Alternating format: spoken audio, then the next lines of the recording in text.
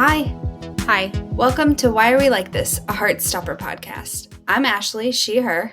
And I'm Alyssa, she, they. And today we are here to talk about Chapter 3 of the comics, Kiss. Yeah. And if you are following along in the physical books, this is Volume 2. Just to kind of keep you up to where we're at. So, Volume 2. She thick. She is thick.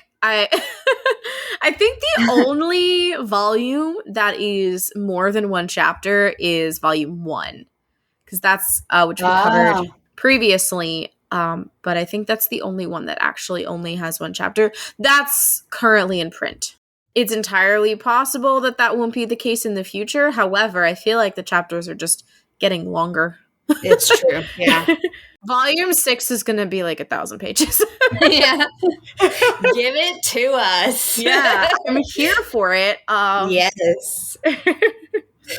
All right. I also love that this is like, I think I forgot to mention this last time, but it's like post their first kiss. Mm-hmm. But this is the chapter that's called Kiss. Yes. It always throws me off. Yeah, especially because the episode, I think after watching the show, it really throws me because Kiss, the episode contains the kiss, and Kiss, the chapter, is after their first kiss. I just kind of think about Kiss as the one with all the kissing. Yeah, there's a lot of kissing in this chapter. So yeah, we are straight off of Harry's party. Nick and Charlie have just had their first kiss, and Cy interrupted them, and Nick ran off. And we are picking up later that night. Yeah, and before we pick up with our boys, we have their journal entries. And I have a question about the journal entries before we get into it. This is all just Nick's. Yeah, it's Nick's journal. It's dated as April 17th. Mm-hmm. What is the order of the numbers in your version? 17-4. Okay, all right, yeah. It always throws me off. And mine is 417, and because I have the Scholastic versions. Oh. Right. Or rather, I'm reading for this. I'm taking my notes in the Scholastic versions. I have, of course, also the Waterstones exclusive hardcovers of volumes 1 and 2, but I have my paperback copies for annotating purposes. Fair. That first panel we get with 3 kiss, those are our lovely birds from the show. Yes.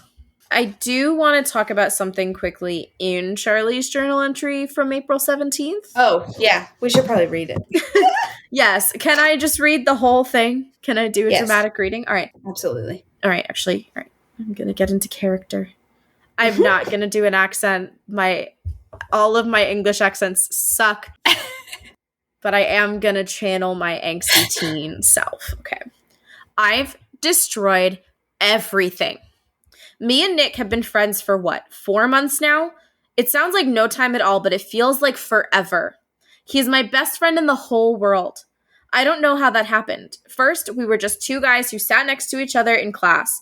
Then he asked me to join rugby. Obviously, I said yes, just so I could hang out with him more.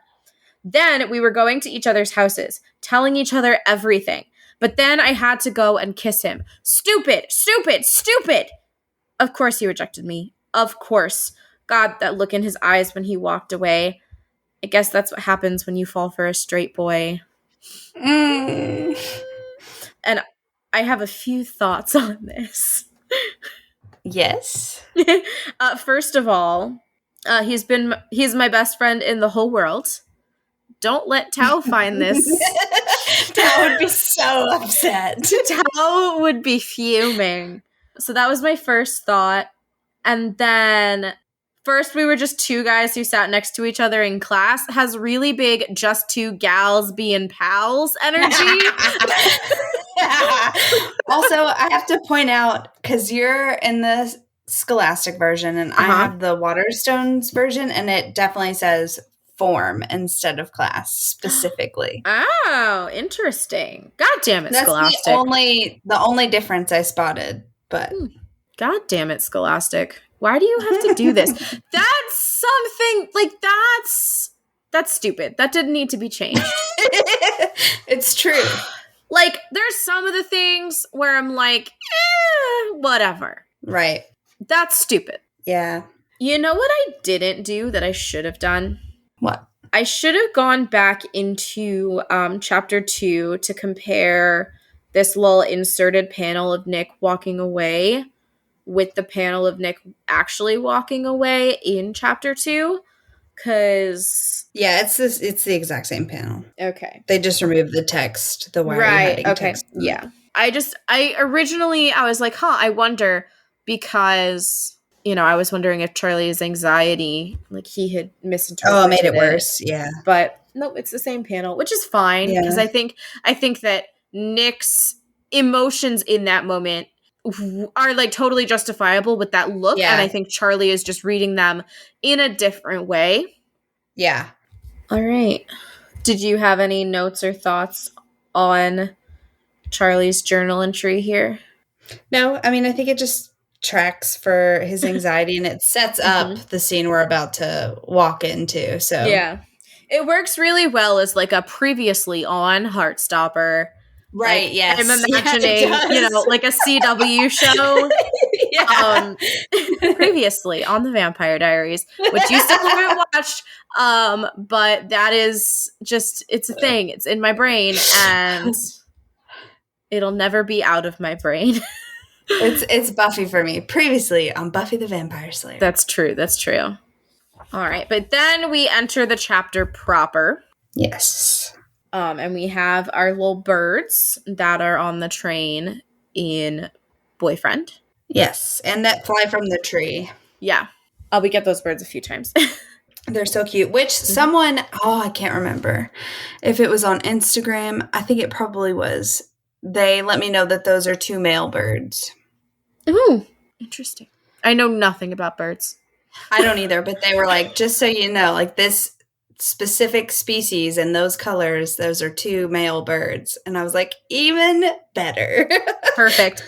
I mean, that totally tracks with Alice. That totally tracks that they would go out of their way to research that and do that. But I do love that there's someone out there who caught that. Yeah, of course. And I love that they listened to us and reached out. All right. So then we have later that night, Charlie is in bed and he is very sad. Also, his room is a bit of a mess, but, like, I can't judge him because my room is currently messier than that. Yeah, I mean, it looks like he just came home and took off his clothes and got in bed immediately, which, like, is exactly what I would have done as well. Yep. So and he's crying a bit. He's got his little kitty, his stuffed kitty. Mm-hmm. And we have a flashback to him calling his dad to come and pick him up, and it makes me so sad. I know, this is so sad. And the way that, like, Alice really did a phenomenal job of, like, conveying all of their emotions in the drawings. Yes. It's all so heartbreaking. Yeah. Nick is just, like, staring existentially at the ceiling in a way that, oh my God, I know. speaks to me very deeply. And we've got the leaves connecting them, like, even in this moment. And yeah, and Nick is having his flashback at the same time. And he just kind of tells his friends to fuck off. Yeah, it's like he realizes once he gets to the group, like, this is the last fucking place I want to be right now. I need to go back. And again, I say, of course he didn't wait for you. Yeah. Like, of course it's an empty room. Mm-hmm. And this panel of him visualizing Charlie's face, watching him leave, that Charlie breaks my heart every time. Mm-hmm. My brain, like, tries not to register it. Like, as a protective measure, my brain is like, you're just gonna jump to the panel where Nick is sad and says, "Look, just skip it and move on." Because no. Also, sorry, at the top of page 5, can we look at the way that Nick is sitting when he sits up? Yeah, he's in, like, a butterfly, like, cobbler's pose kind of position. And just as a bisexual person, and also a yoga practitioner. I sit like that all the fucking time. I do too. It's one of my go-tos. It's one Yeah. of my favorite ways to sit. Also, it's such a good stretch. It's my favorite great. stretch. I know. And for me, it's kind of one of my like showing off my flexibility kind of seating positions as I rearrange my entire sitting position because we're talking about sitting. But yeah, so that just caught my eye. Like he sits up and he's like in cobbler's pose, which is what it's called in yoga. But nice. He's like sitting in that like little butterfly seat. He pulls out his phone and starts to type out a message. Classic Nick and Charlie typing out stuff and erasing it. Mm-hmm. This particular draft says, Charlie, I'm so sorry. I don't know what's wrong with me. I'm just so confused right now, but... And then... But that's after the first one. That's the second one. Oh, okay. My brain just didn't process that those were two different messages because they start the same. Okay, the first one says, Hey, Charlie, I'm so sorry for running off and leaving you. It wasn't your fault. I was just... So he deletes that and rewrites the other one. And then, in a very relatable move, chucks his phone across the room. Yes. I literally next to that wrote, same.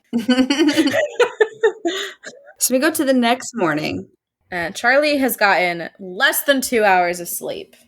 And he looks like it. Uh-huh. It's 10:30, so it's 10:30, and he's gotten less than 2 hours of sleep. So it has been quite a many hour. Yeah. I do just want to say that I love Comic Charlie's lock screen. Yeah. The NASA logo, but gay. Yeah, but gay. It's great. Yeah, and we see that it's Sunday, April 18th at 10:34 in the morning. And he is not having a good time. Yeah, he is not doing great. So he goes downstairs to get some tea, and we see our favorite sister. She's got a big bowl of cereal, and we see what I'm assuming is shredded wheat and cornflakes on the table there on the counter. What do you think she has? Cornflakes or shredded wheat?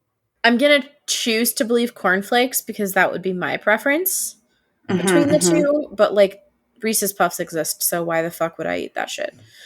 Well, because you don't have Jane Spring buying your cereal. That's why. This was probably be more relevant later because I have some things to say about Jane later. Is Jane a handful of almonds, Mom? Yes. I think, my God. Yes. Okay. That, because I'm going to come back to that later. But Tori is visibly concerned because, he says he's okay. But he looks like shit, though. We're looking at him, and we know that that's not true. He looks like he's been hit by a train. And he's being avoidant as ever, and is just like, yeah, and goes back to his room. Wrapped in blankets, which is so relatable. The way to go, yeah. And he's brushing his teeth, and he's still, like, flashing back to the kiss, and the doorbell rings. And this is very, very similar to the show. Yeah. Doorbell rings, and Jane asks him to get it. He goes to the door, and his eyes get huge. But I like how the tired, like, lines are still under his eyes. Boy is shook. Uh-huh. And Nick is standing there in the rain, soaking wet in his super dry shirt, which I love. Yeah. It just says, hi. And then we get super embarrassed Charlie. Like, Nick, what? Well, like, his blush is overpowering his eye bags at this point. Mm-hmm. And Nick explains that he wanted to talk in person. And Charlie pulls him into the house. And again, they don't shut the door. They kept that part for the show. Like, they're standing there with the door open. Of course, Jane's going to come bug them. Like, you didn't shut the door and it's raining. But you need the rain for the, like, ambiance. Of course. Absolutely. Not to pull a English major English teacher, but there's a thing called pathetic fallacy, which is where the weather emulates the mood of a scene and like the rain and like the angst. It's a very big thing in Wuthering Heights by Emily Bronte. Like the weather on the moors very much emulates Heathcliff. Okay. I don't fucking remember. I took a class all about the Brontes, but we did talk about pathetic fallacy, and I enjoyed that combination of words, so that stuck in my brain. Yeah, for sure. Nothing about Wuthering Heights did, though. I remember Jane Eyre, so look, I remember some things from that class. So yeah, Jane comes in, and this is exactly the same as the show. She's like, Nick, I didn't know you were coming around. And Nick is like, and Charlie jumps in and is like, oh, he's just picking up a jumper that he left here last week. Yeah, which is honestly solid thinking on your feet. It's very quick, but also the only time that excuse will ever work. Yes, once the Springs know, they know that all of Nick's jumpers now are Charlie's jumpers. Yes, yep. But then Jane says, you could have at least changed out of your PJs, Charlie. And this is when I first had my handful of almonds thought.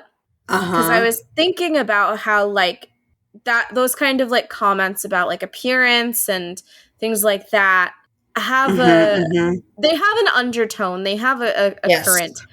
And I'm wondering if there's things that, whether consciously or unconsciously, Jane is like giving messaging about appearance and about bodies and all of these different things that maybe contributes in a way to Charlie's eventual, we're seeing it to Charlie's eating disorder. And so this was just something where I was like, huh. Yep. And, you know, we do know kind of in culture that the like subliminal messaging of like diet culture and things like that definitely does attribute to eating disorders. And I definitely in my own experiences have had things like this where comments like this have been made well-meaning by people in my life, but it just kind of all gave subliminal messaging of like, this is what I should look like and how I should be. And, you know, one thing leads to another and suddenly it's no longer healthy. So then Jane reminds Charlie that they're going to Grandma's later. I do want to point out that we do get this moment in the comics as well where Nick like takes a moment to check out Charlie in his pajamas. We get the little arrow indicating that he is like, oh, pajamas? Yeah. That's one of my favorite moments of the show. I missed that little arrow there. But that's great. It's so cute. So they decide to go upstairs and, you know, Charlie can't walk past a mirror in Nick's presence without checking his hair. I do not like that he is flattening his hair. Charlie, you are a curly girl. You need to not. Like, I think the way that he kind of like arranges and kind of like fixes his hair in the show, like, I'm like, all right, that's acceptable. That's fine. I do that too. But this is like full on. I'm like, you are. Flatten. You are, it even says flatten. Yeah. And I'm like, yeah, maybe not do that, bud.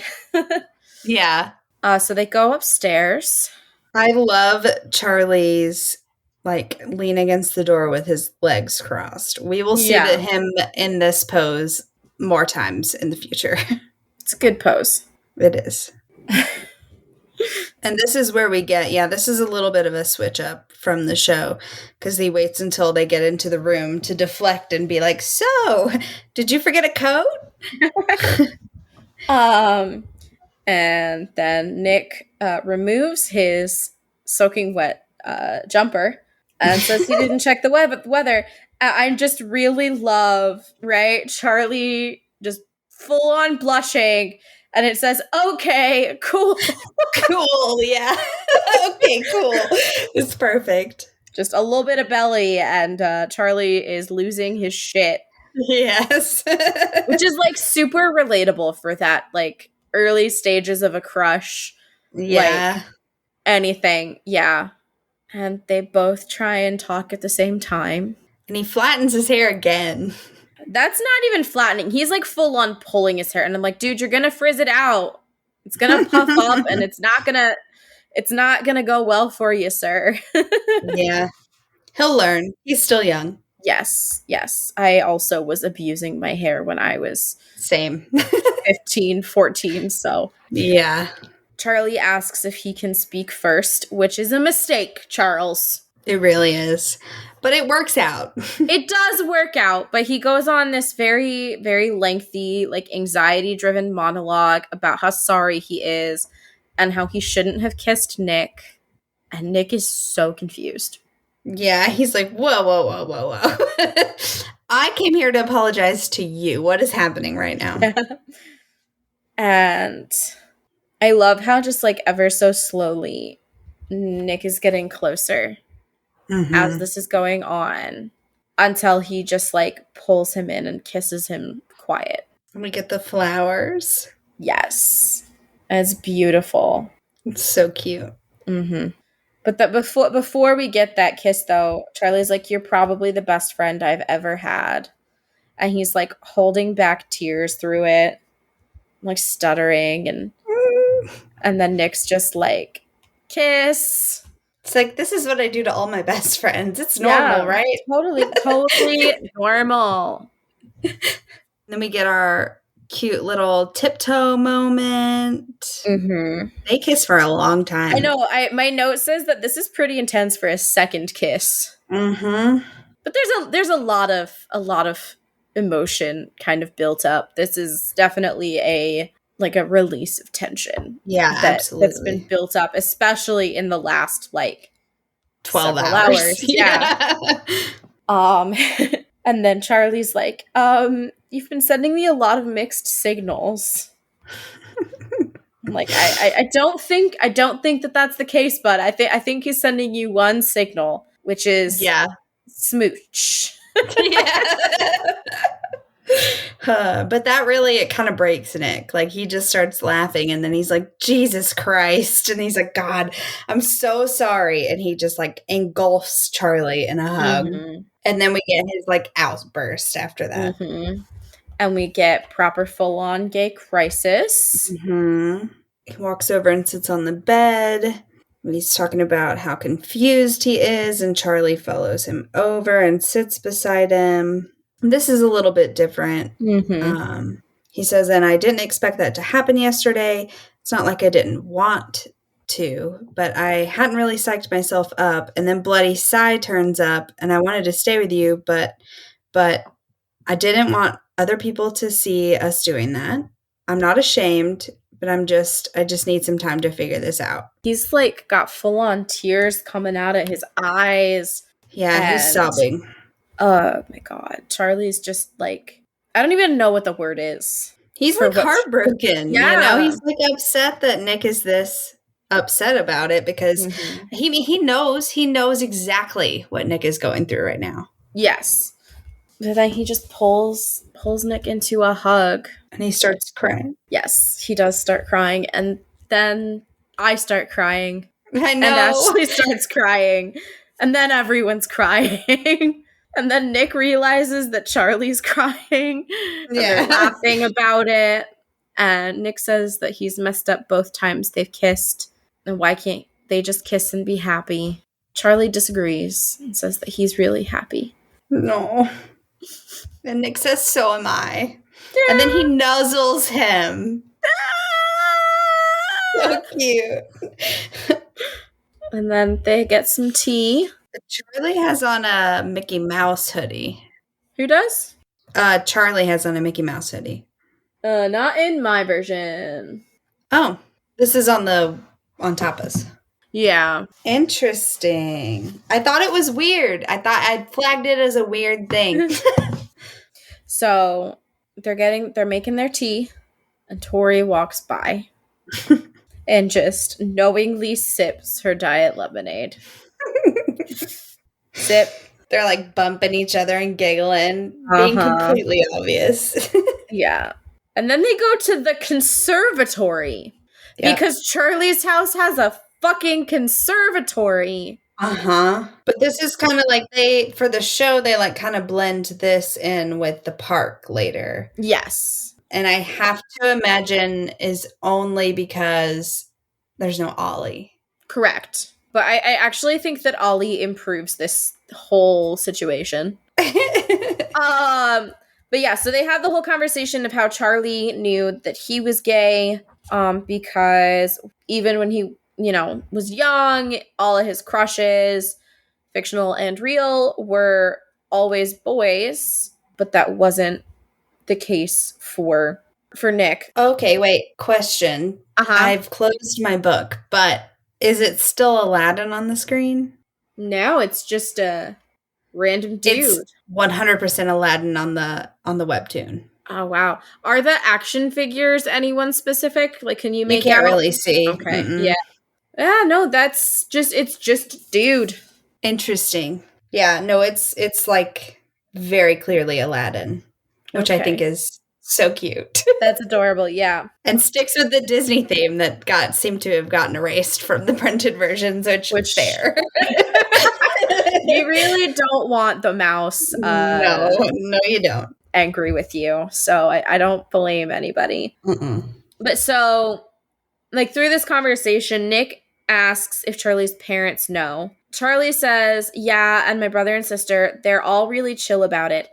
And I have a note / question / disliking of Jane Spring observation. Ooh, okay.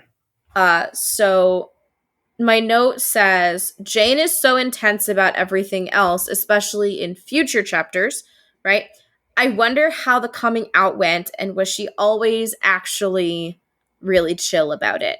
Because it seems like something that she would maybe not be chill about at first, and had to have, like, Julio talk her down.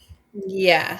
I feel like in that moment of him coming out, though, Julio would have at least physically, like, squeezed her hand or, like, signaled to her in some way to shut the fuck up. Yes. Yeah. I think Julio would have intervened in some way as to not let it escalate to a point. But I can't imagine. I can't imagine Jane Spring being, quote, really chill about anything.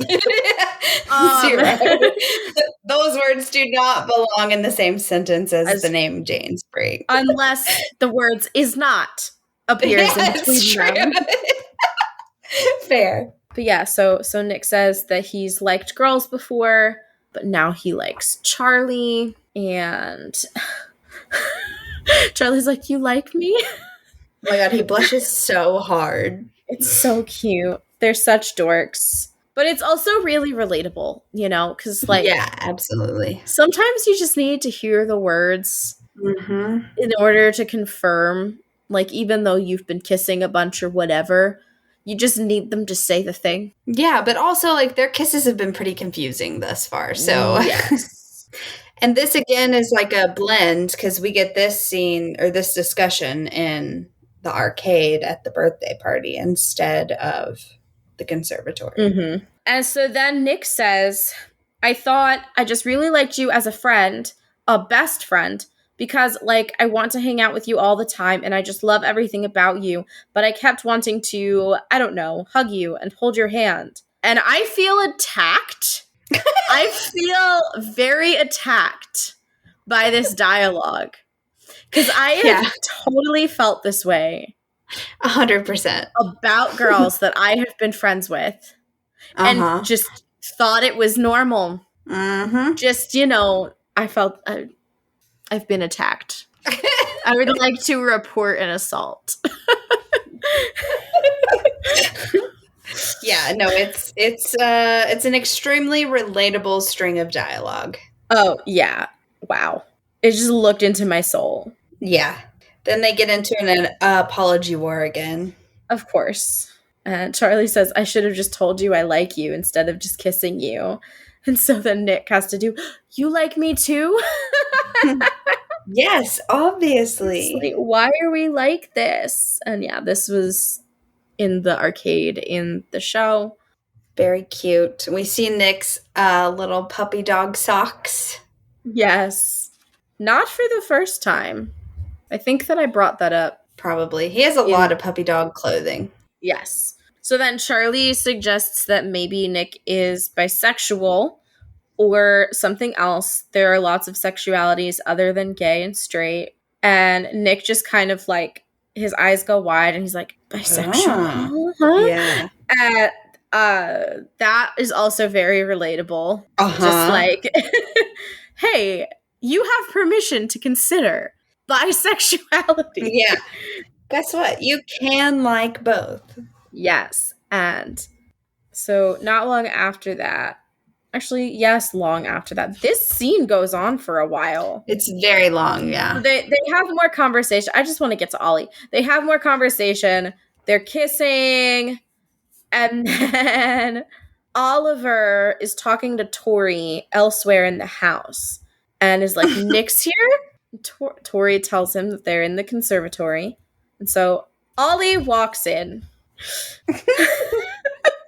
Nick starts sweating immediately. Oh, hey, Ollie. Oh my god, it's so funny. And then Ollie like gets into like leans up next to Charlie's ear and is like, were you and Nick kissing? And he says, no, we were just hugging. But Ollie saw their lips touching. If Nick is worried about anyone telling, he should be worried about Ollie. He's tiny and does not comprehend the weight of this. But then we get the line that I think completely changes the context of the like whole secret situation.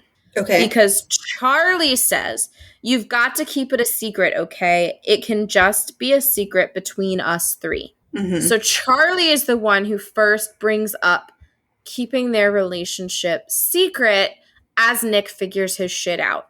Whereas in the show, Nick is the one who's like, hey, can we keep this a secret? Which then I think fuels a lot of Nick's anxiety and his insecurities throughout Secret in the show.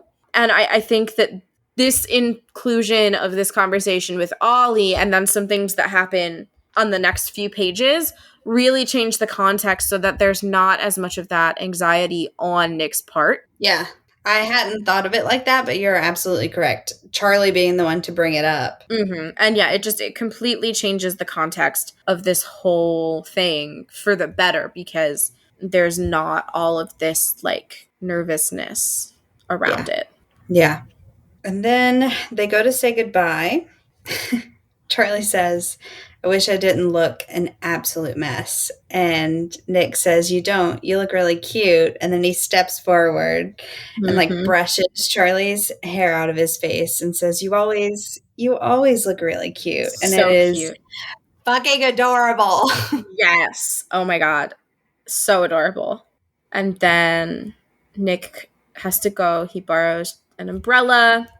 But then Charlie is not wearing Converse in this scene. No, he's not. But the thing to note is that they are not tied, and he is running down the street in the rain with untied shoes. Yeah, blech. Horrifying. Calls after Nick.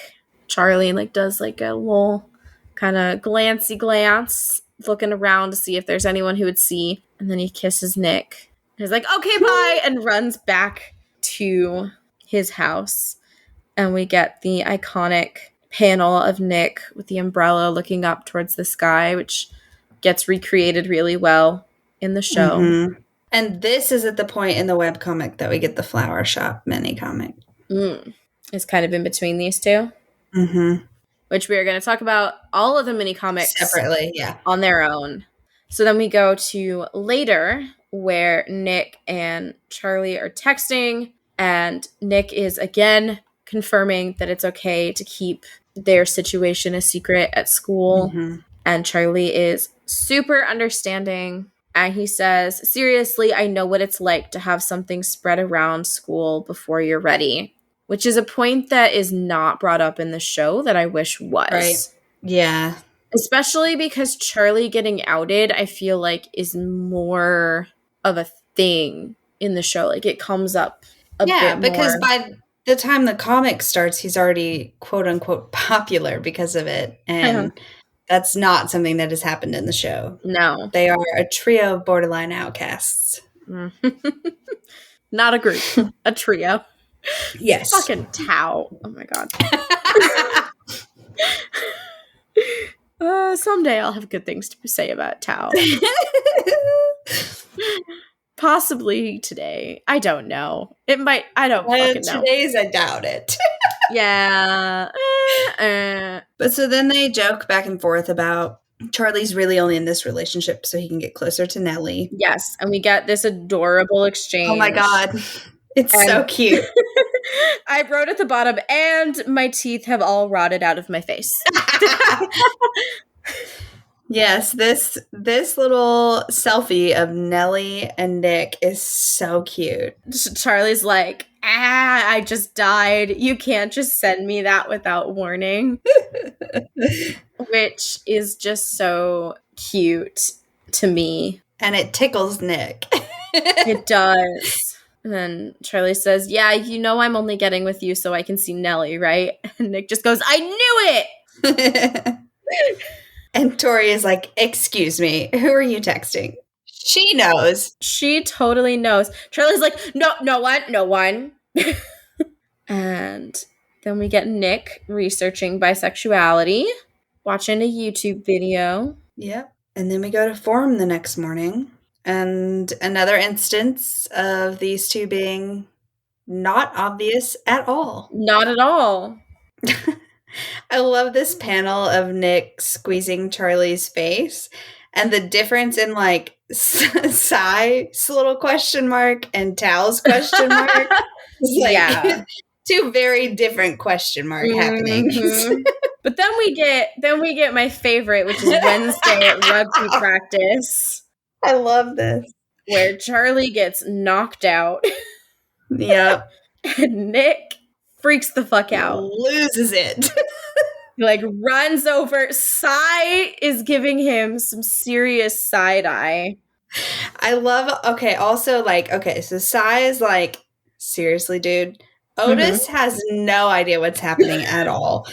And then this guy on the right, is that supposed to be Christian? I think the guy behind Sai might supposed to be Christian, but there's so little detail that it's kind of hard for me to tell. The one on the right is like smirking, like, like that one knows what's up. Yeah. And something is wrong with Charlie's leg. And so Nick helps him like back into the building to get him an ice pack. Sai loses some points here. Sai just goes, that's a bit good.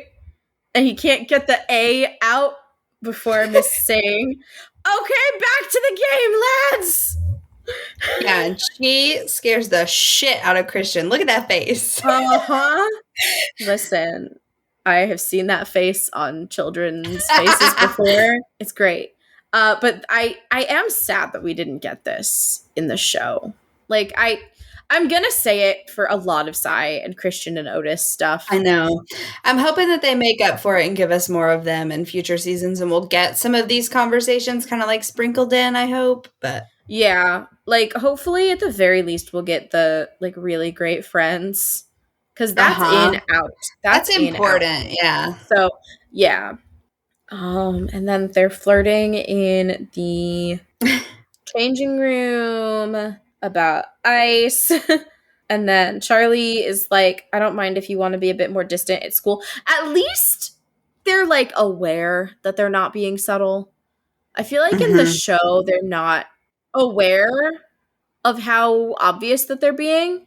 And there is a conversation that happens that does not happen in the show that I think is really important because they're aware of how obvious they're being, where Nick says, I promise I'm not doing anything I don't want to do.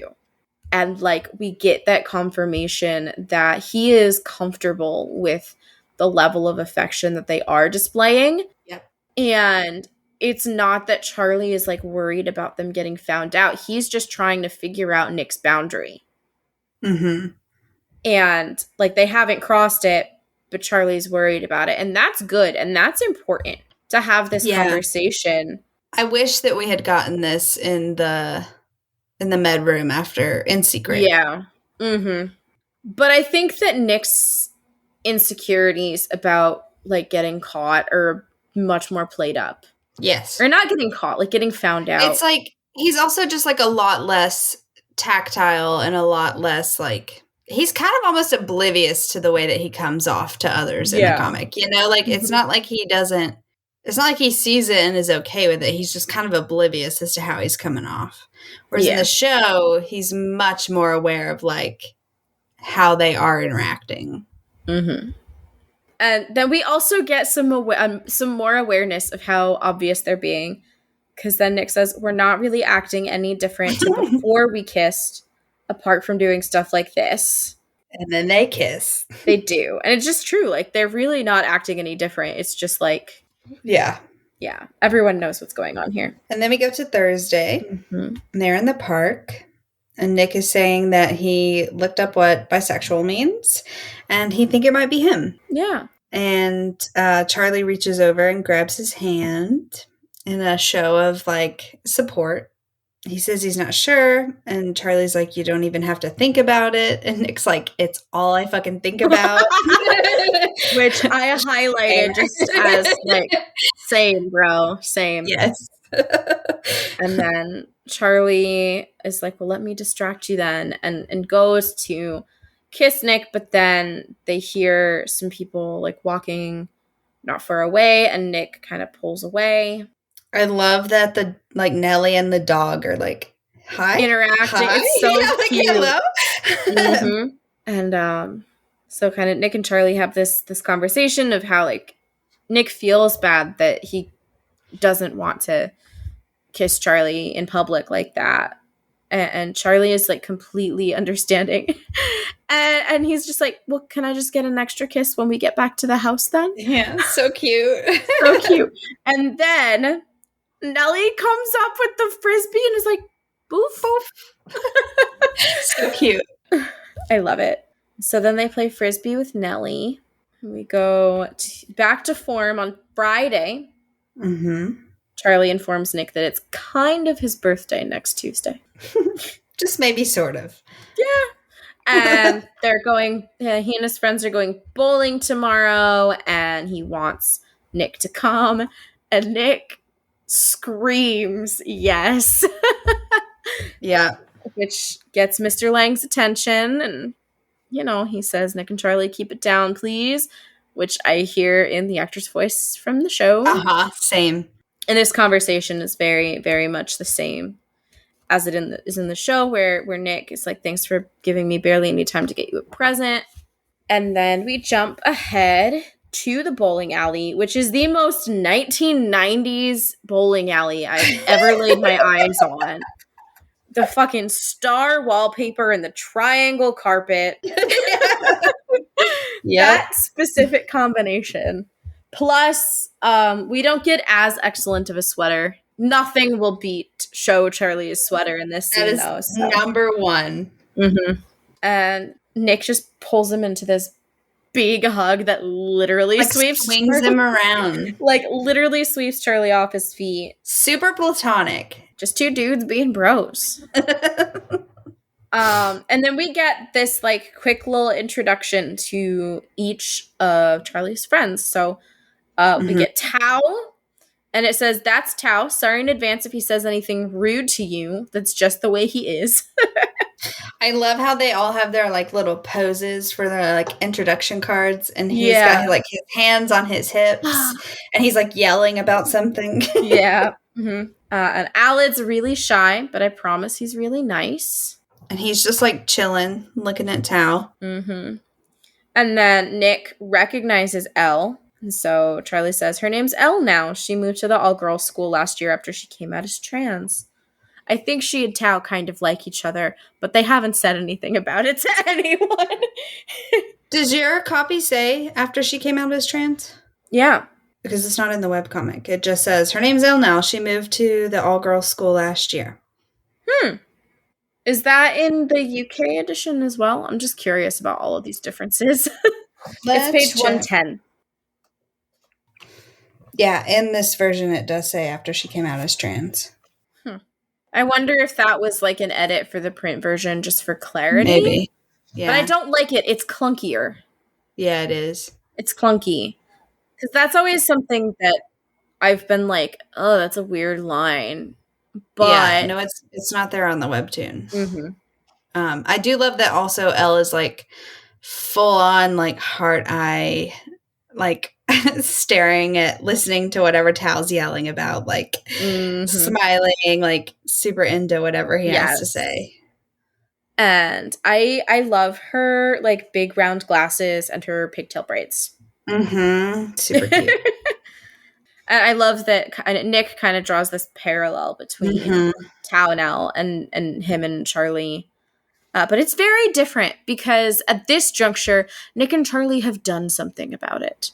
Yeah, it's true. Tao and Elle have not and will not for a But bit. they don't know that. They don't know. That's true. So he introduces Nick to them, and Alid is immediately like, okay, hi, what name do you want to put on the board? And we find out that Nick and Elle used to have geography together, so they're kind of catching up. And Tao is kind of just like, hey, not openly hostile. Yeah, I like that at least in the comic he is warm towards Nick and then like cold behind his back. Like, yes. Which is, I'm not advocating for being like two-faced and stuff like that, but like at least he's making a little bit of an effort. Yeah. And we get a little, snapshot of the scoreboard, and we've got birthday boy, Alid, Elle smells. Oh yes, Alid smiley face. Elle smells, Beanie parentheses Tao, and Nick. And just Nick. And we can see that Elle bowled a strike, Nick bowled an 8 and a spare, Charlie bowled a 6 and a 2, Alid bowled a 3 and a 2, and Tao bowled a 3 and a 0 in the first frame. I love the panel of Elle and Tao in the bowling little montage where she's like in the background, like pointing up, like woohoo, and Tao's like, no. Yes. And Nick wins the first game, and Elle is sad because she was so close. And I love Alid just in the like back, just like he's just supportive. He's like, I don't care who wins. Yeah, just quietly cheering. And we get Charlie accusing Nick of cheating because of his strong rugby arms. And we see Tao watching this and being grumpy. And I'm just like, dude, how do you see this and think that Nick is messing with Charlie? Like, I don't get it. It does not compute in my brain how you could. It makes sense at the beginning, but at this point in the story, how are you still standing behind that argument? This is way too long of a game to be a like high school prank, right?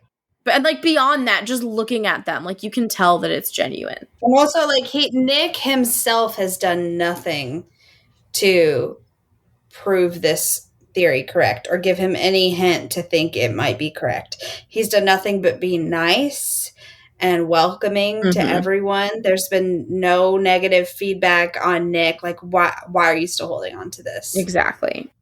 Alid is setting up game 2, and Charlie's running to the bathroom, and Tao tells Alid that he's going to go talk to Charlie. And I love this because Alid's like, about what? And Tao's like, you know.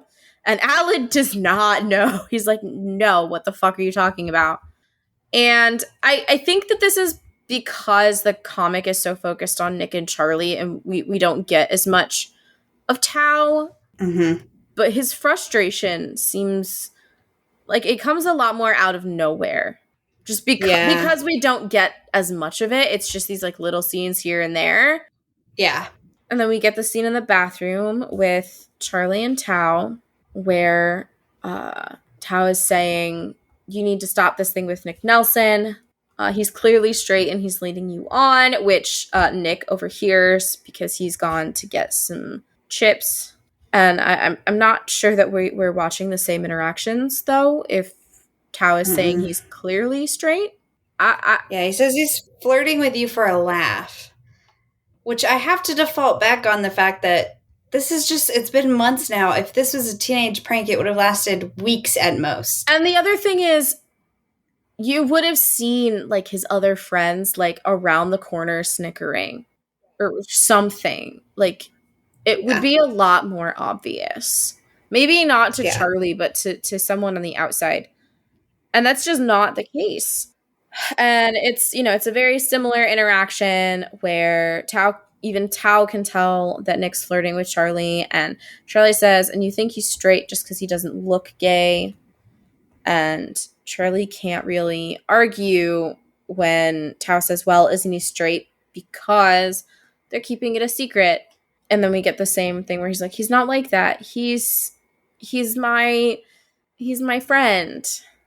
And I just start crying. I know. And then they start arguing again. He's like, but you clearly like him. And I like that Charlie at least like stands up for himself. Yeah. He's like, so what? And he's like, so you're never going to get over him until you cut him out of your life. Charlie's like, well, I'm not going to. Why do you keep nagging me about this? He's one of my best friends now, and that's not going to change. And this is the part of the dialogue that I wish was in the show. I know we talked about it, but like, this is where we really get to see like where Tao is coming from. Yeah. And we don't get that piece of the show. And it makes me not as soft towards him as I am in the comics. But he says he's worried that one day Nick will find out that you like him and, I don't know, do something bad. Like all of his year 11 friends like Harry are kind of judgmental and exactly the sort of people who bullied you last year. I was the only one by your side back then, and I'm so scared that it'll happen to you again. We weren't close with Alad and Elle back then, and they don't know what it was like. Used to be terrified to come to school, and there was nothing I could do to help. Yeah. Which is a really tough place to be coming from. Yes. I do, from this dialogue, have questions about the like backstory, just because I wish that we knew more about the bullying. I wish we maybe like saw some of that a bit more clearly and saw the interactions with Tao. I think that's the thing, is like I don't necessarily want to see Charlie getting bullied. I want to see flashbacks of Charlie last year having conversations with Tao, because I think that might help to kind of like contextualize how angry Tao is at all of this and how overprotective he's feeling. But I also just have questions about the friendship timeline. And I think I had similar questions in the show. It just like, I don't know, it doesn't fully compute in my brain. But I don't think that those things take away from like Tao's vulnerability here. I think it just for me would help me to feel like even more empathetic, because we don't see a lot of Tao before this scene. And so I would like something to just give me that context of like, what was going on, what was their friendship like a year ago, and what specific things are really causing Tao to feel this way. Yeah. But Charlie promises that Nick isn't like that, and Tao agrees to kind of give him a chance. And I'm curious if this is different, because it's different in the show than it is in the published book. But he says, okay, fine, but if he even hints that he might be a dick, Charlie says, yeah, you'll report him to our head of house, I know. Is it the same in the webcomic? Yeah. Okay. That being said, I prefer the TV version. Yeah. The strongly worded DM is just like such a good. Yes. Well, I know, because I love the like, yeah, you'll murder him. Is what it is. It's I was gonna send him a strongly worded DM, but murder's fine too. That is an excellent line of dialogue, and Will Gao crushes the delivery. And this is just kind of disappointing. Yeah. So they go back, and Tao sees Nick and Charlie together, and he does kind of soften a little bit. We have this little panel of him kind of like looking. He's got like a little bit of a smile. Charlie's so cute. He's, are you getting more food? And he like tilts his head and raises his shoulder. And Nick just gives him a big, big hug. And we know it's because Nick overheard Charlie and Tao, but Charlie doesn't know that yet. Elle wins the second game. And then we have a flirtatious parallel, right, where Tao is like, why do I always lose? And Elle says it's because of his adorably short arms. Tiny Tao. He's like, don't call me that. Mm-hmm. Which, of course, doesn't work in the show because Will Gao is taller. Is giant. Yes. He's so tall. But they use it in a very good way. So I'm like, yeah, they do. Mm-hmm. So Tao and Elle and Alid leave. And Alid is so sweet. He goes, oh, and Nick's really nice. I'm glad you two are. I'm glad he's here. He's like, I know something's going on, but I don't know if it's okay if I name it. Yeah. Charlie's very confused. He's like, yeah, bye? But Julio won't be there for another like 10 minutes. So they go sit and they have a little chat. And Nick gives Charlie his present. The detail that they went into on the show. I know we talked about it when we saw this scene in the show, but like that is the picture frame. Yeah. that they used in the show. It's wild. And yeah, so it's like a decorated, like a home decorated picture frame with a picture from their snow day. But he labeled it Snow Day Heart. Yeah. And Nellie with her little snow jacket. Probably one of his favorite days ever. Charlie wants to kiss him so bad right now. And I love how he just like grabs a menu off of the other table to prop up so that they can kiss behind the menu. That's super cute. It's very cute. Nick confesses that he overheard Tao and Charlie in the bathroom. Charlie's like, oh no.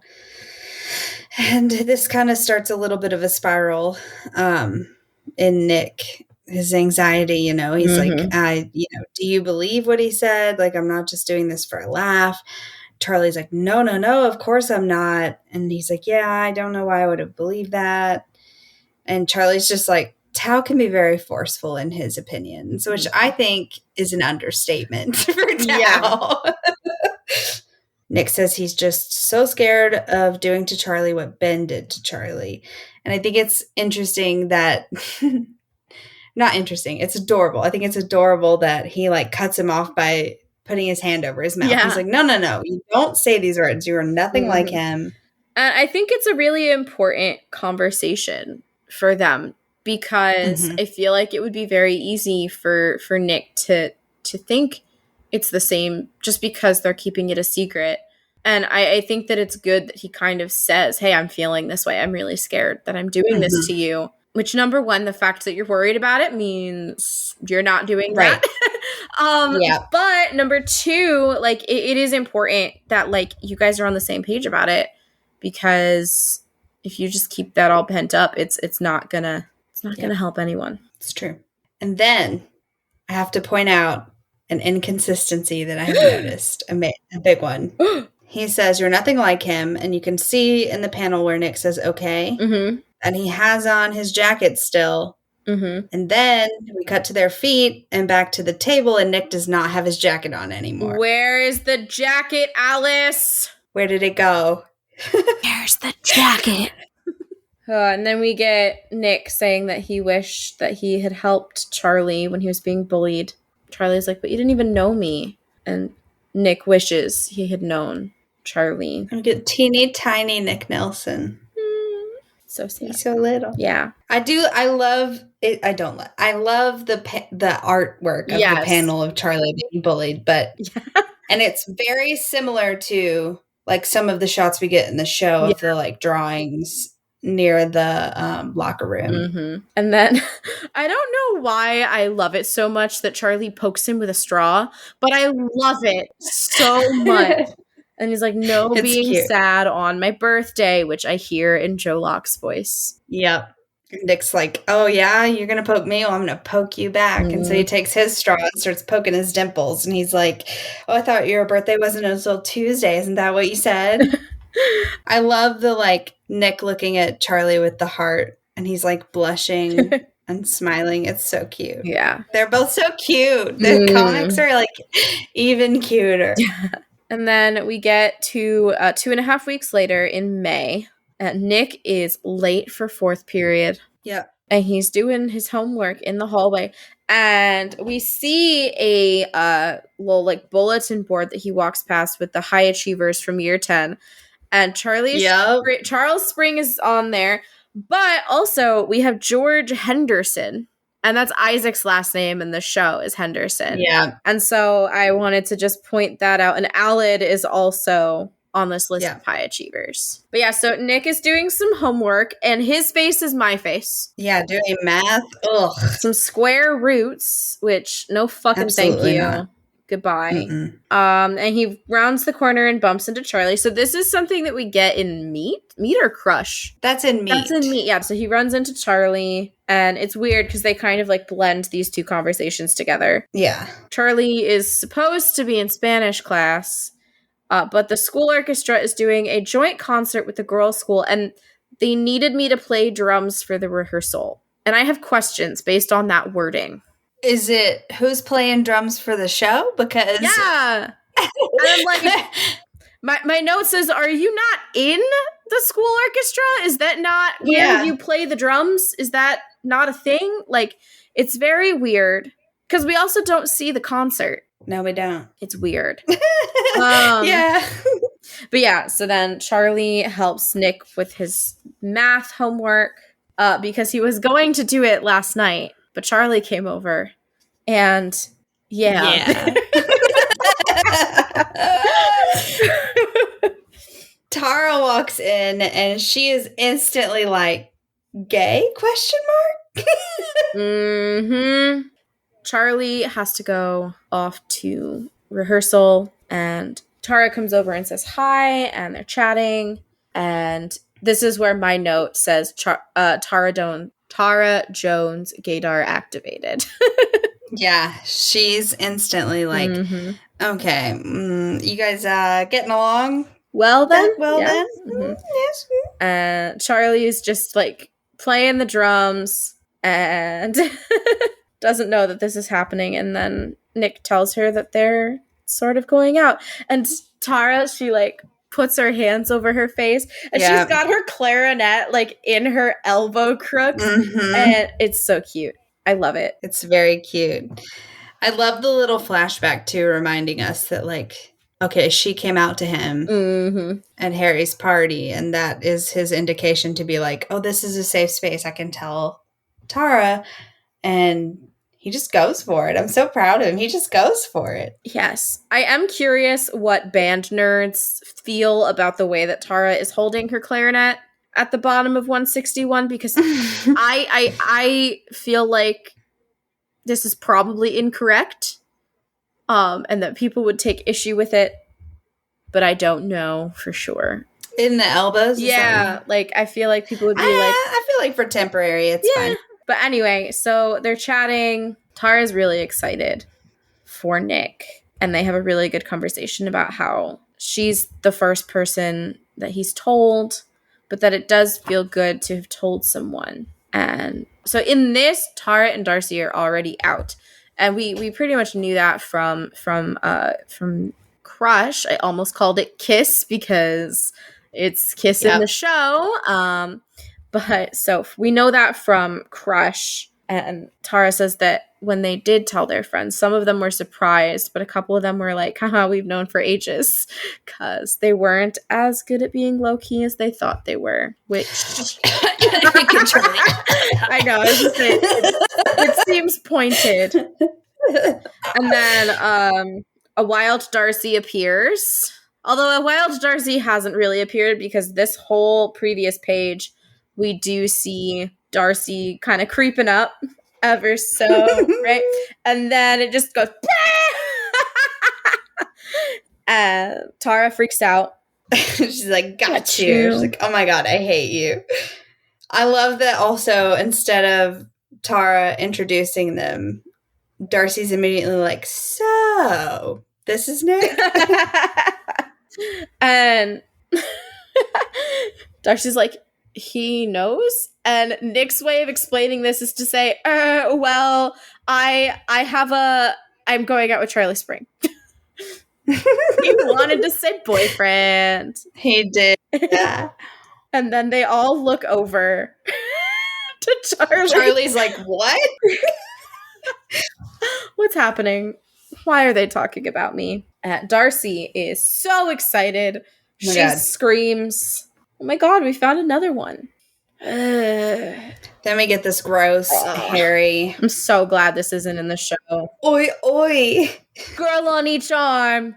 Get in there, my son. Get in there, my son. Blech. Like, I'm physically nauseated by that. Like, but we do get the why are straight people like this? Which is something I have said many times in my life. Many times. And Darcy asks Nick if he wants to be out. And he's not really sure because he doesn't really know what he would be out as. Mm-hmm. Then we get, that's okay. Tara didn't know that she was a lesbian until we'd kissed like 6 times. Which we don't get that, hey, it was only 2. Yes, I'm choosing to believe it did actually take 6 times. Yeah. And then we get, this conversation where Tara is telling him to wait until he's ready because rumors spread fast and it can be really hard to deal with. But then they get cut off because the like band teacher calls Tara and Darcy over to the rehearsal. Darcy suggests that they should double date soon. Mm-hmm. And then Nick realizes he is super late for math. He's so late.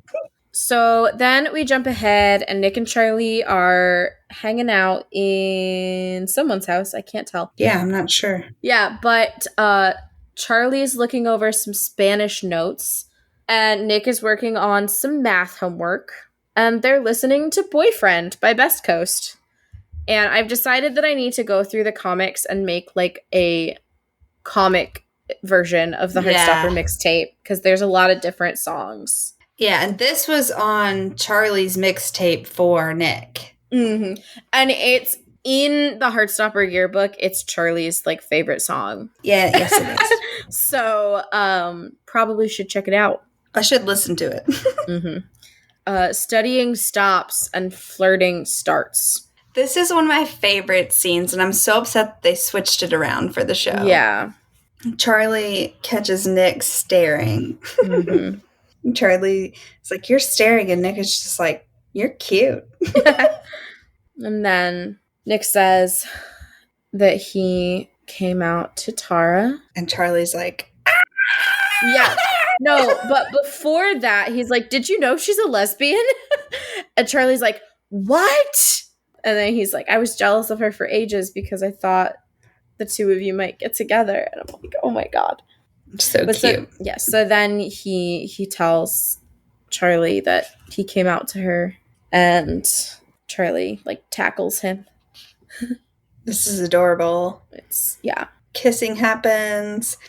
Nick is like, I take it that means that you don't mind that I told her. And Charlie's like, you told someone, you came out to someone. And this is the moment where it like really hits Charlie, I think, that like this is truly a different situation. You really don't have to worry about him. Like he is coming out to people. He's making an effort. He cares. Like this is not Ben 2.0. Yeah. And he says going out with you is like a dream. And then no more studying happens. Nope. Just kiss. I wish that we had this scene of Tori walking in on them, though. Like, I wish we had gotten that. Yeah, she walks in, and she's gotten some pens that Charlie wanted. Nerd. Yeah. She just looks at the situation and just goes, well done, and leaves. Yeah. Which I love the conversation that we get between the two of them in the show where she's like, well done, your crush is super embarrassing.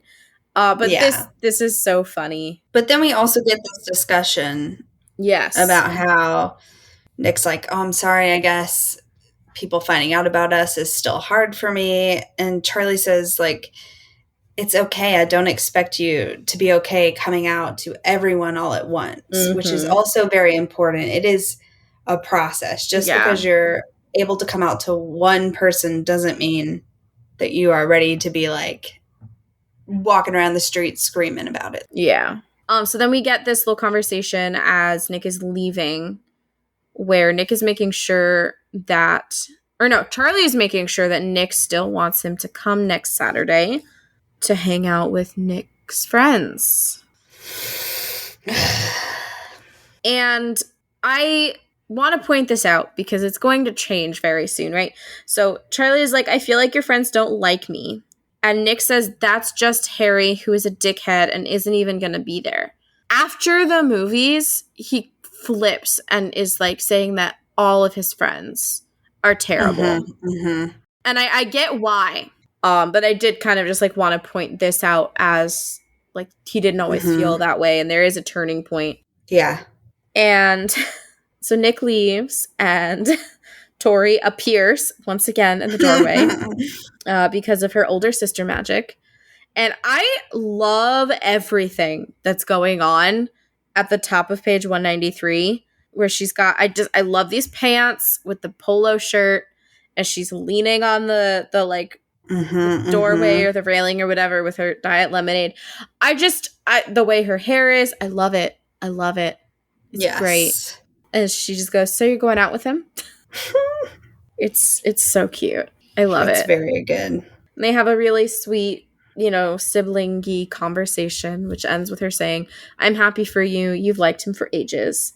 And then she checks in and is like, are you sure you want to hang out with his friends? And she doesn't say they suck, but she kind of says they suck. Yeah, she implies that they suck. But I do love, like, Charlie's like, I'll be fine. And she doesn't push it. She just lets it go. And she's like, okay, right. Continues to sip her diet lemonade, as she should. She has done her duty by warning him. Yes. Julio, on the other hand, looks like he's gonna fucking cry. Yeah. Well, I mean, and I think it even makes more sense because Charlie called him up really upset from the party. So he has reason to be really 100%. Concerned. Like, I'm surprised that he let him go. It's true. Yes. Charlie's like, Nick's going to be there. I'll be fine. Which I think we talked about when we talked about this, where I'm like, But, and Nick's gotten a haircut. Yeah. It's almost flipped. Yeah. It's like, oh, is it bad? Yep, it's terrible. And they're having like a cute little conversation, and Charlie's nervous. He's intimidated by Nick's friends. He's worried that they'll all think that I'm just this gay nerd. To which Nick responds, well, you are kind of a gay nerd. Shut up, rugby lad. I love that they kept all of that word for word for the show. He says, don't worry, I'll look after you. And it's not like Harry's gonna... And then there's Harry. Here. I hate it. I hate how cute Harry is to me. He's so fucking cute in the comic. I hate it.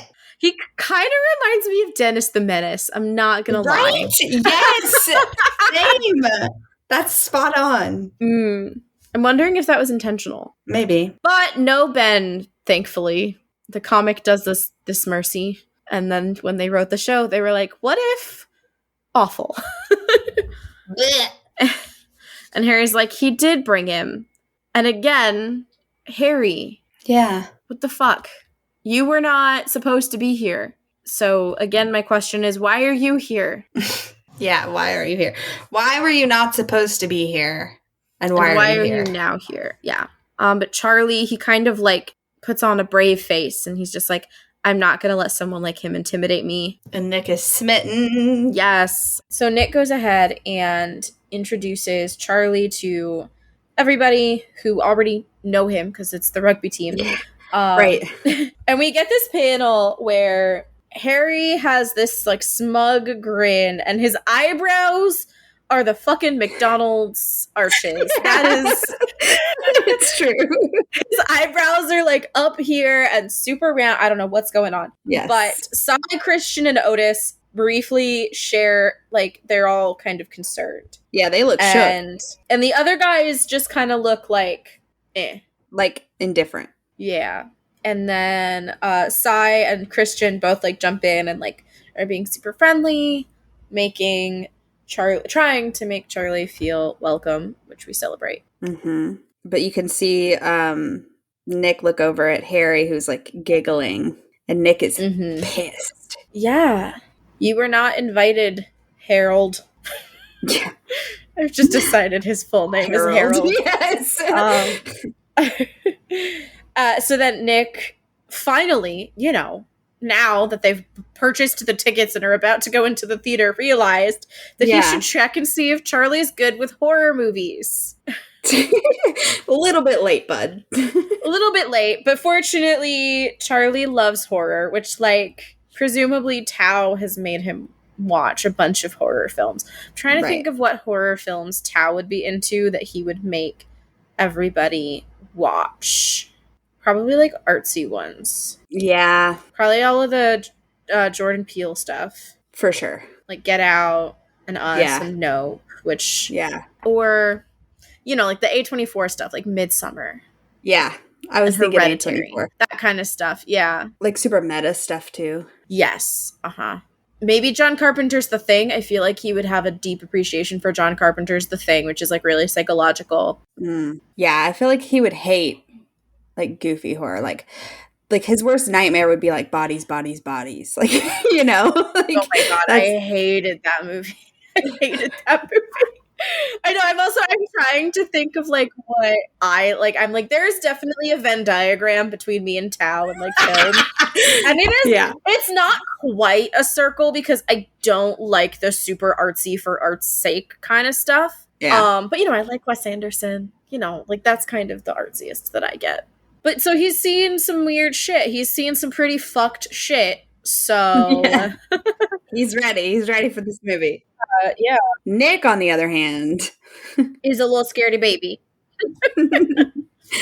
Which tracks. And says, well, I get really scared, so sorry if I scream really loud in your ear. It's like the reverse of taking your crush to a horror movie so that you can comfort them.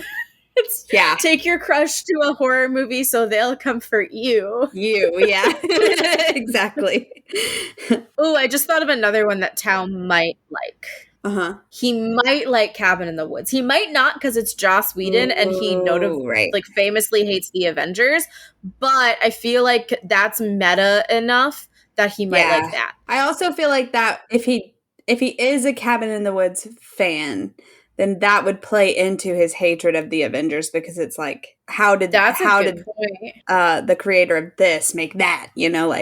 Yeah. Speaking of Joss Whedon, does Tao like Buffy? Does Tao like Buffy the Vampire Slayer be the poll for this episode? It's a classic. He has to like. How could he not? Oh my God. The camp might turn him off a bit, but I feel like he can appreciate the overall masterpiece that it is. Yeah, he'd be the person who talks about the body as one of the greatest episodes of television ever made. Yes. He is correct. Hush. I am for that person. Hush, yeah, he would love Hush. Hush would be his favorite episode. That would be the episode he uses to get everyone into Buffy. Okay, all right. Yes. The headcanon is secured. I'm sorry. My brain is all over the place today. So Charlie takes this moment to swoop in with some flirting and nudges him and says, well, if you get scared, I'll be right next to you to hold your hand. But then Harry kind of notices what's going on, and Charlie notices that Harry notices, and he literally folds into himself. Mm-hmm. And it hurts me. Yep. Deeply. And Nick notices that Charlie notices Harry noticing. And he drags Charlie over to the popcorn. Yeah. Mm-hmm. But Charlie is not very hungry, which I think might be one of the earliest signs of Charlie's eating disorder. Yeah. In the comics. Mm-hmm. And then Nick calls Charlie Char. And everybody melts. God, everybody. It's so cute. It's great. Alice is so good, both in the comics and in the show, at having these really heavy moments and giving them their due, but then giving comic relief in a way that doesn't dismiss what just happened. And I love it. And I think that this is one of those things, and it's so organic because it's not either of these characters is trying to lighten the mood. It's just an organic conversation where Nick is concerned and he says, seriously, Char, are you okay? And like is trying to have a serious conversation, but then Charlie just gets so hung up on Char, which like totally makes sense. Yes. The second that he says Char, Charlie's not listening to anything else. I love this panel of Embarrassed Nick, though. It's great. So good. Oh, wow. That just slipped out. So his blush cute. is like so deep. His shoulders are like up by his ears. He's full on like, shit. I didn't mean to say that out loud. Doesn't want to say it again. And I think I pointed this out when we talked about the show, but Nick, you have an instant Charlie melt button. Why are you never going to use it again? Use it all the time. Yeah. It's an empty threat for sure. Oh, yeah. I think he says it again in this chapter. But still, it's adorable. He's just so genuinely embarrassed, and I'm like, why are you embarrassed, dude? You did cute. Yeah. Own it. Turn Charlie into putty. Right. So then we go into the theater. And we get this cute panel of their little feet, the Converse next to the Vans. And Nick is fucking shaking in his seat, sweating. Terrified. Yes. And Charlie's just like hanging out, chilling. I love the way that Alice illustrates the jump scare with the music notes getting like suddenly very loud. And, then Charlie jumps at that and grabs Nick's hand. Like they definitely grabbed each other's hands. Like they jumped towards each other. I wish that we could have seen like the popcorn spilling out. Like it's like clearly happening in the panels. But I wish. Well, I guess they didn't end up with any popcorn in the show. I don't think. But no, it would have been cute to see like the popcorn go flying. That totally. I think I just like flipped ahead. I think he's sitting next to Sai. So, like, I want to, like, see the popcorn, like, hitting Sai and Sai looking over. Like, dude, what the fuck? With his little side eye, like, could you two get a room already? Like, yeah. So, again, Charlie looks down and is like, oh, they're holding hands. And he, like, pulls his hand away. I love that he's not only holding his hand, but he's also gripping his sleeve with his other hand. It's like holding on for dear life. Which is adorable. And also same, Charlie. And then he's the one who apologizes, which, like, again, we talked about earlier how in the show, it's, like, Nick being so in his head about, like, having to keep it a secret. I really like the ways that it's Charlie here. Like, Nick is really testing the waters of, like, what he's comfortable with. And he's making it clear that he's comfortable with everything that they're doing publicly. But, like, Charlie so insecure about it just because he doesn't want to feel like he's making Nick do anything that he's not ready for. And it's just this really interesting dynamic. And I prefer the way that it is in the comics. Yeah. Harry would be the one that, like, has his feet up. Oh, yeah.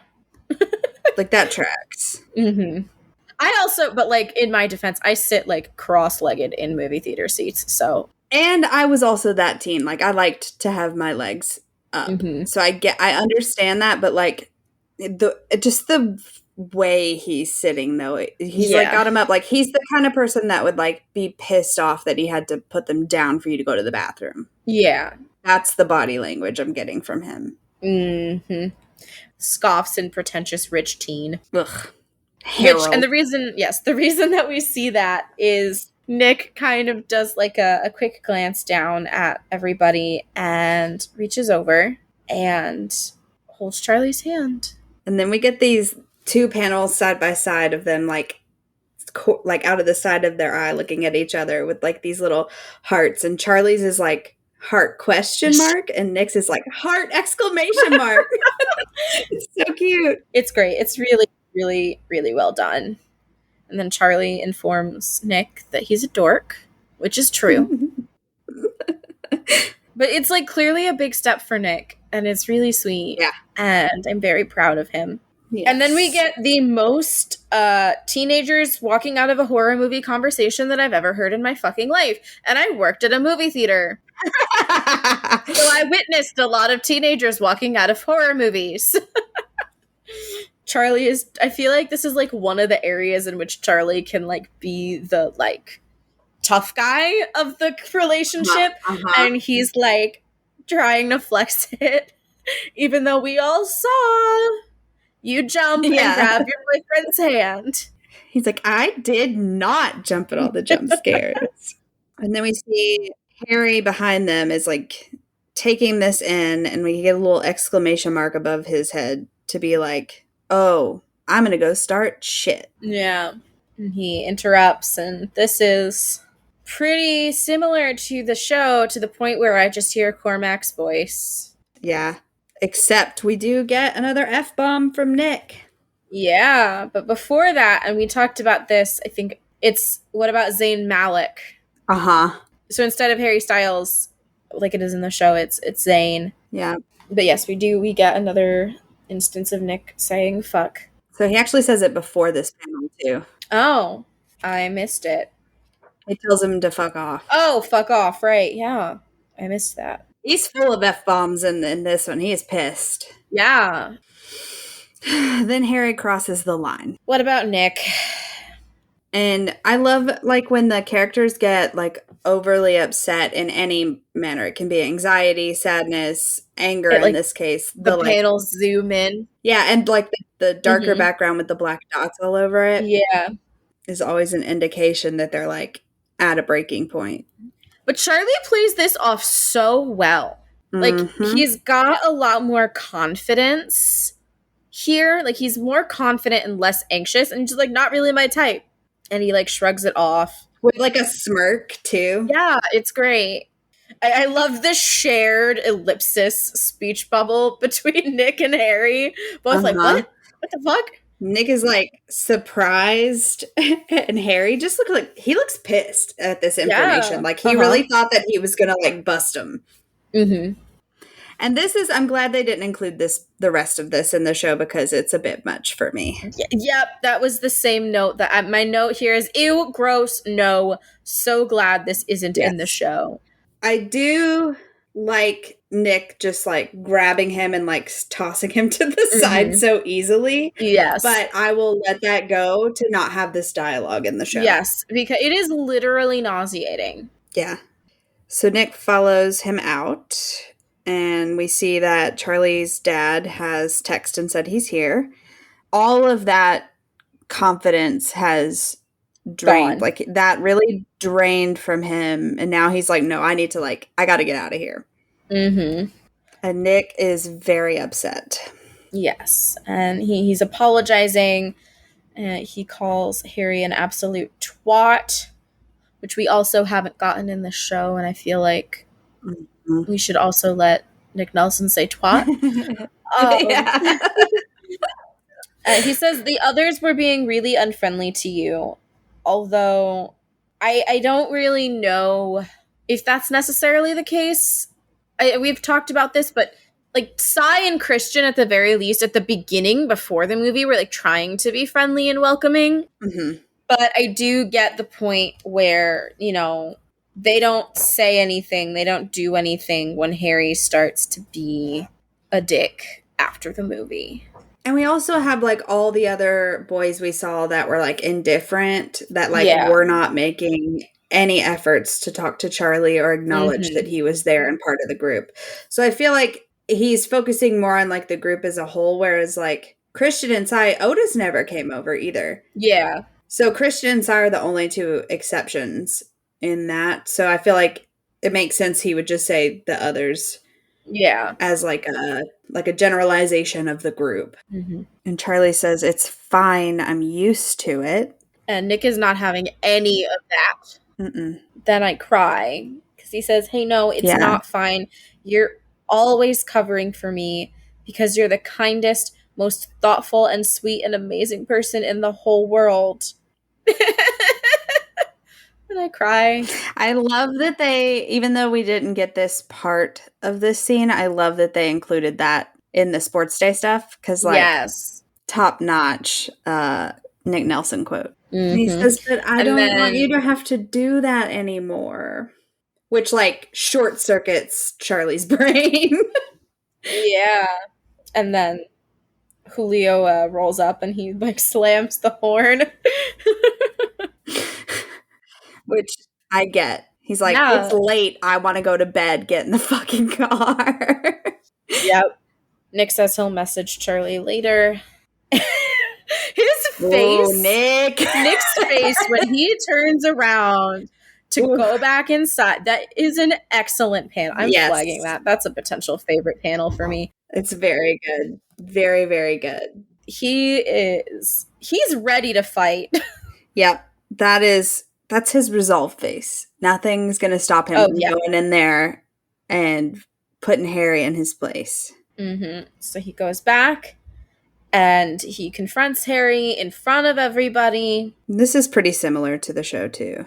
Yeah, but it seems like some of the other, like, it doesn't seem like it's just Harry saying that, though. It's not. It looks like it's, like, the other guys are the ones saying it. Mm-hmm. Notably not Cy, Christian, or Otis. Right. They're off to the side just kind of watching this. And so then Nick calls it like he sees it and says, so this is a problem with him being gay. Oh, Harry. And then Harry, come on, Nick, none of us are homophobic here. And my note says the homophobe. Yeah. Do you know what that word means? I don't think he knows what it means. Harry would totally be the kind of person to be like, well, actually, phobic means afraid, and I'm not afraid of gay people. I just don't like them. Yeah. That would entirely be Harry Green. 100%. Yeah. And then we get another fuck from Nick Nelson, who says Harry can shut the fuck up. I feel like we need a Nick Nelson fuck watch where at the end we vote on what was his best use of fuck in the entire series, though, like from beginning to end. I just broke a little bit inside because I love that. And I was like, what would my vote be thus far? But I think it might still be happy fucking birthday. And then, Harry plays this off just like a typical fuckboy. Yep. He's just like, wow, someone needs to learn to take a joke. His eyebrows are working overtime, too. Yeah. They're going every which direction. Excellent job just making Harry look like an absolute idiot. Yeah. And Nick is getting more and more angry. And then Harry says he's probably used to it by now, which sends Nick over the edge because that's what Charlie had just said. And then Harry shoves Nick, which is like very clearly trying to provoke a fight. Bold move, little man. Look how tiny he is compared to Nick. Like, what the fuck? Yeah. Like, Nick could snap you in half, Harry. Break you. And this is exactly the dialogue from the show. Mm-hmm. I love that the panels just shatter. Mm-hmm. And it's just like Nick just being like furious and just punches him right in the eye. Which, let's be honest, their size difference and their weight difference, this would have been a KO. Harry would have for sure been knocked out. Oh, yeah. Well, to be honest, Nick probably held back. I don't know, because it with the way that it shattered and like he lost all control because you see him freeze when he realized what he's done. I just feel like it was a full force, and I'm surprised that Harry is still standing in order to hit him back. That's just all I have to say. Mm-hmm. I'm surprised that Harry blacks out Nick, because like there's like the black panel, and I'm like, I guess I didn't read it like that. I think it's kind of thought. Yeah, I think it's supposed to just be like and now him it's getting over. hit. Yeah. But, and then we have Nellie at the bottom of the page just being adorable. She's having a great time. She is. Listen, dogs love going for a drive. Absolutely. Especially to pick up one of their favorite humans. Oh, yeah. And Sarah is trying to, get Nick to tell her. And he says how Harry was being really awful. And that he's so angry at himself for not seeing how horrible all of his friends are until now. And Sarah says, Charlie's really a special friend, isn't he? Which I'm pretty sure is the mom equivalent of saying, we know that you're really good mates. Yeah, it is. Especially like the way she looks over at him is like, it's okay. You can say it. Yeah, like he desperately wants to tell Yeah. her, and like you can see it in his face. And he just like squeezes Nellie. His pupils are different in that shot too. They're like kind of like starry, which makes me think that like he's probably tearing up a little bit. Yeah.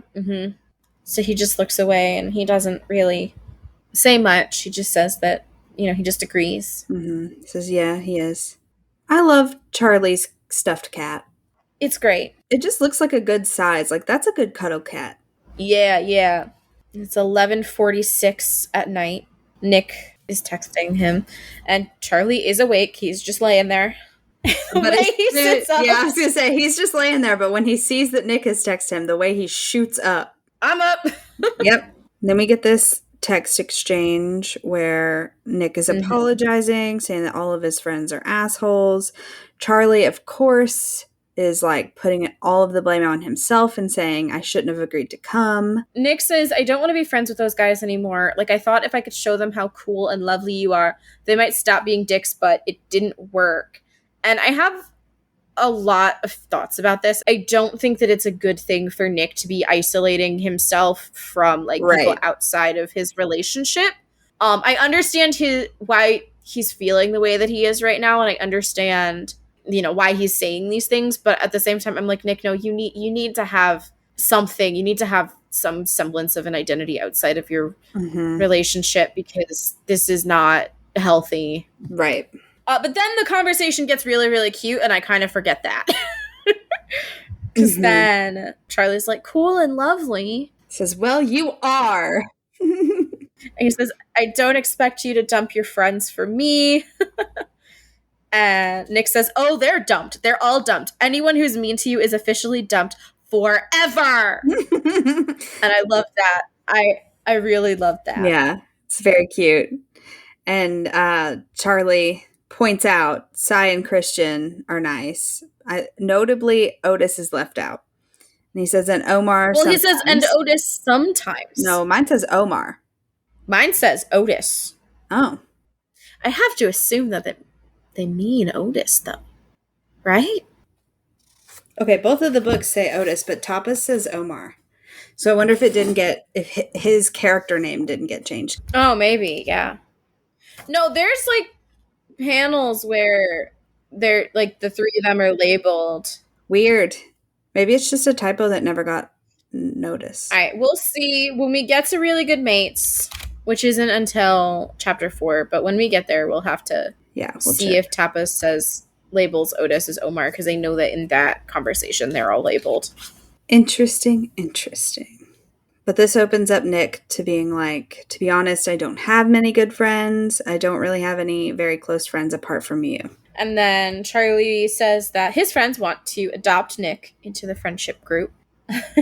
Which I think Tao would probably disagree with still at this point. Yeah, but I think that Alid and Elle would outvote Tao anyway. So. For sure, yeah. And then he'd just go along with whatever Elle says because he's in love with her. Uh-huh. I love that Nick's like, they liked me because they're all so nice. And I'm like, Tao is nice to you? But I do think that that's my show blinders. Yeah, true. And then they're just flirting and this is a cute montage. I know, I love it, where they're just going from like being in bed and brushing their teeth. It's so cute. And we can see the time passing on the clock. It's been hours. Yeah, and by the time that Charlie falls asleep, it's 1:27 in the morning. And it was like 11 something when they started talking. But so he was going to tell Charlie about the fight, but he deletes it and says that they should go on a proper date, but that he wants to make it a surprise. I'm so excited. I just drew hearts all over this whole thing. Charlie gets very excited. Yes. Calls Nick his favorite person, and Nick says that Charlie's his favorite person in return. Which is like, that's like It's like the secret code way of saying I love you before you're ready to say I love you, and it's so cute. It's very cute. And Charlie's fallen asleep. Oh, he's passed out. And he's like cuddling Kitty, and there's just this text from Nick that says, I'm gonna fall asleep too, but I just want you to know that you're the best, and I'm gonna kiss you a lot tomorrow. And it's just so sweet. Because, like, that's the first thing that Charlie is gonna see when he wakes up, and he's just gonna... He's gonna squeal and kick his feet. Yeah. It's so cute. Then the next morning, Nellie is licking the entirety of Nick's face. Yeah, it's so cute. It's adorable. I love that Nellie gets to go on this trip with them. Yeah. We get Charlie seeing Nick's eye. Ooh.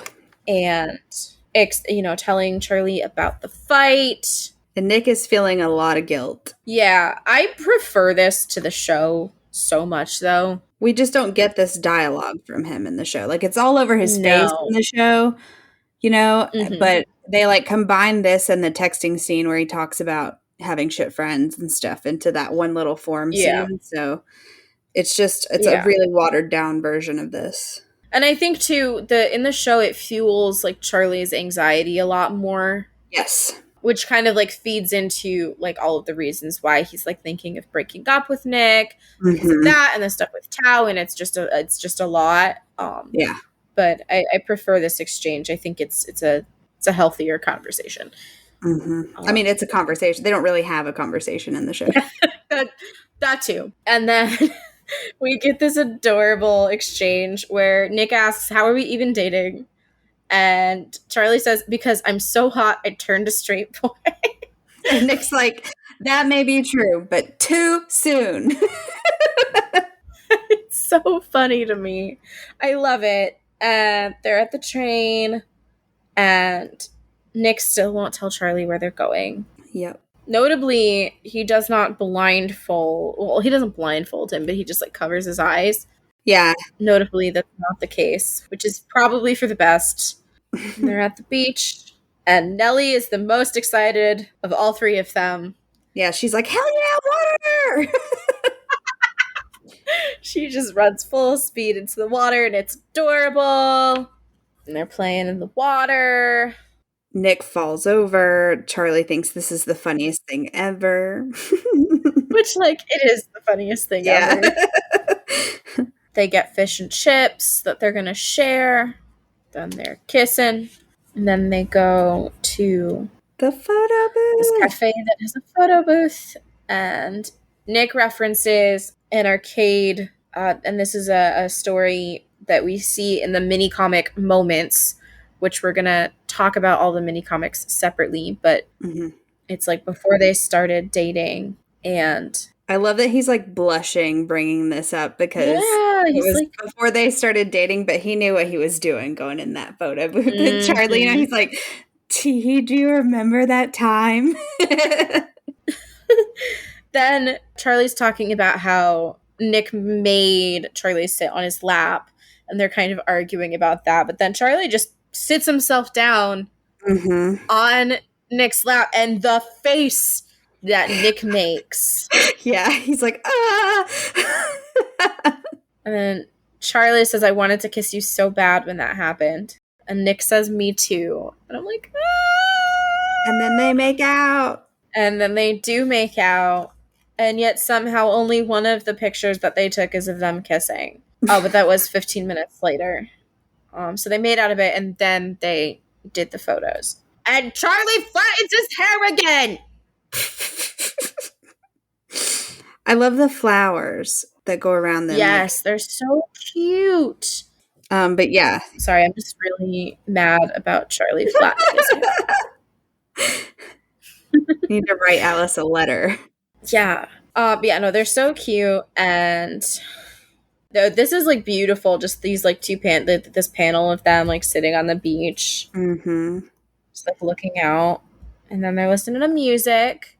And specifically, they're listening to Still Together by Mac DeMarco. But I love the panel of them laying. Like, Nick's got his hands behind his head. Charlie's got his legs crossed. So cute. Yeah. And then we get the conversation where Charlie says, yesterday you said you didn't want me to cover for you anymore. Does that mean you want to come out? And Nick says, yeah, it does. Which is different because in the show, Nick brings this up. Mm-hmm. But there's also just so many different circumstances going on in the show that I think in the show it makes more sense for Nick to bring it up. And Charlie's like so excited he like sits up about it. You really want to? This is where he says he's definitely bisexual.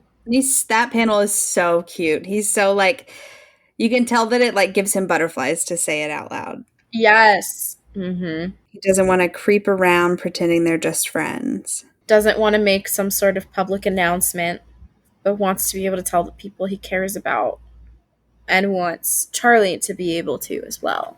And then we get, I like you so much, and I love liking you. I love this. I love it. It's so good. I'm just like gonna like take a moment and enjoy the serotonin. The panel where he jumps up and says, "And I love liking you." Every time I see it, it makes me think of the panel of him smiling up in the rain with the umbrella. Yeah. Mm-hmm. And then he runs into the water screaming, I like Charlie Spring. I like that there's a pause. And then clarifies in one word. There's no gaps in any of that. It's in a romantic way, not just a friend way. It's so cute. I love it. I think the fact that it comes out as one word like sends it over the edge. Uh-huh. Like it's cute, and then just the fact that it's all just one word it's adorable. And Charlie's like giggling. So cute. And he starts crying because he's so happy, and I'm crying because I'm so happy. Everyone's crying. Yeah. And Nick's worried that he did something wrong. Calls him Char. So concerned. And then we get Charlie explaining he's just really happy and never thought that this would happen to him. Ugh, then we get 2 Chars. We get another Char. This is the 3rd Char in just this one comic. And he says, me neither. I know, but I'm also like, dude, you guys are like in high school. Charlie's like, so does this mean we're boyfriends? Was that not established the last 10 times I made out with you? It's so cute. Then we get our why are we like this? Mm-hmm. Nick lifts Charlie up and runs him into the sea. With his shoes on. And proclaims to the world, I'm your boyfriend. You're my boyfriend. We're boyfriends. And I love that it's just like they collapse instead of like him going back and like gently sitting Charlie down. It's like, yes, he just like falls and lets Charlie lay on top of him. And at some point in this, but in this page, Nick's shoes do disappear. Yeah, but we just don't see them, and so I'm like, where the fuck did his shoes go? You know what? I don't even care where they went. I'm just glad they're gone. They're not on his feet in this shot. I'll take it. They're lost to the sea. And so we have like all of the leaves because it's just perfect. And Charlie says, and now we're going to tell people. And I cry. And that's so cute. And then Nick gets home. And Sarah asks if he had a good day. And Nick kind of recounts the experience. And Nellie shares that she also had a good day with an enthusiastic poof. Mm-hmm. I love it. I don't know. Nellie's and I love perfect. This painting that they're sitting in front of at the table too, because it looks like the flowers from the kiss. Exactly. It's gorgeous. And I love the way that like there's like all of the detail on it when we like zoom in on Nick and Sarah talking. And I love Sarah. He's like, you know, Charlie's like my best friend. And she's immediately like, no, he's not coming on vacation. I've already got the tickets. Yeah, exactly. It's so funny. But then he says he's my boyfriend. Charlie's my boyfriend. And this panel is gorgeous. Yes. Like, because we have the work of art behind them. And then like the flowers are all like coming up out and like. Also, he doesn't make eye contact when he's saying this like he does in the show. Mm-hmm. He's like talking to Nellie. Yeah. And he's like, he starts crying. And it's like after he finally gets it all out, he's like, I wanted you to know. And then like he peeks up at Sarah. and she just hugs him and says, "Thank you for telling me." And she comforts him while he cries some more. She wipes away his tears and tells him that he doesn't have to say that he likes girls if he doesn't, which he shuts down immediately. He's like, no, no, no, no, no. I do. I No, like both. it's called bisexuality. And this is the change that we get in the show, because in the comic, she says she wasn't born in 1920, but Olivia Colman being Olivia Colman, they let her say the 18th century. Because, you know. And then we get our like little montage of memories. Says they started going out like a month and a half ago, but I started liking him way before that. Months ago. And we get all of these like flashbacks. In Forum and Rugby and Snow Day. Mm-hmm. And Nick says that he wanted to tell her, but they never talk about gay stuff, and so he didn't know how she would react. And asks if she's surprised. I had my suspicions, especially after seeing how much you care about him, but I was never sure. And it's like, Nick, you were not subtle. She knew. No. And I'm like, also, she wasn't very subtle. Right. Like, mm-hmm. I do love, like, she has this moment where she says, "I'm sorry I ever made you feel like you couldn't tell me that." And I think it's a good point to bring up, because, you know, it's not that, you know, she ever said anything bad. It's just that they never talked about it. Right. And so he didn't have a sense of how she would react. And I think that that's like an important thing for adults, like especially parents and even, you know, other adults in kids' lives to kind of think about, is like, it's not just the like being outwardly against something, you know, that's going to maybe make your kids feel afraid. It's not talking about it either. It's like you have to normalize it so that in any case that they know that they can feel comfortable talking to you. And I think that's something that a lot of folks are still kind of realizing. Yeah. And I think that it's really good because, you know, I feel like the Heartstopper comics are for adults just as much as they are for kids. Absolutely. And this is an important thing, because someone could be reading this and be like, "Oh, I never even thought about that." Mm-hmm. Okay, also, I want to point out, never do we see Nick with his hood up, but we see him with his hood up in this scene. And it's just like another like physical indication of the fact that he's like scared and hiding in on himself and like, you know, insecure about this situation. And I love that she's the one. She says, "I love you. I'm sorry if I ever made you feel like you couldn't tell me that," and pushes his hood down. So she's the one who like breaks this wall down for him. And you know, just like reinforces the fact that it's okay, it's valid, and he is loved, and he doesn't have to hide away. And he's safe. Yeah. Mom of the Year, Sarah Nelson. Dad of the Year, Julio Spring. Jane and Stefan can get fucked. Can go, they can go to hell. I love too that we get this again, this like mood lightening moment, and Charlie still can't come with us to Menorca. But Mom, it's perfect. And then he's like, "David got to break his girlfriend last year." Because, "But Mom, I thought you loved me." I love that she sighs. She's like, "Nicholas."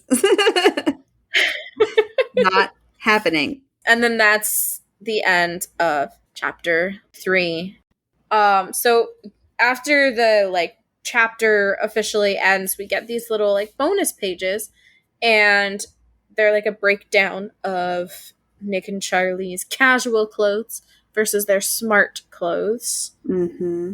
And for Charlie's casual clothes, it says, "Charlie is always cold and has therefore developed a love for woolly clothing, particularly woolly sweaters.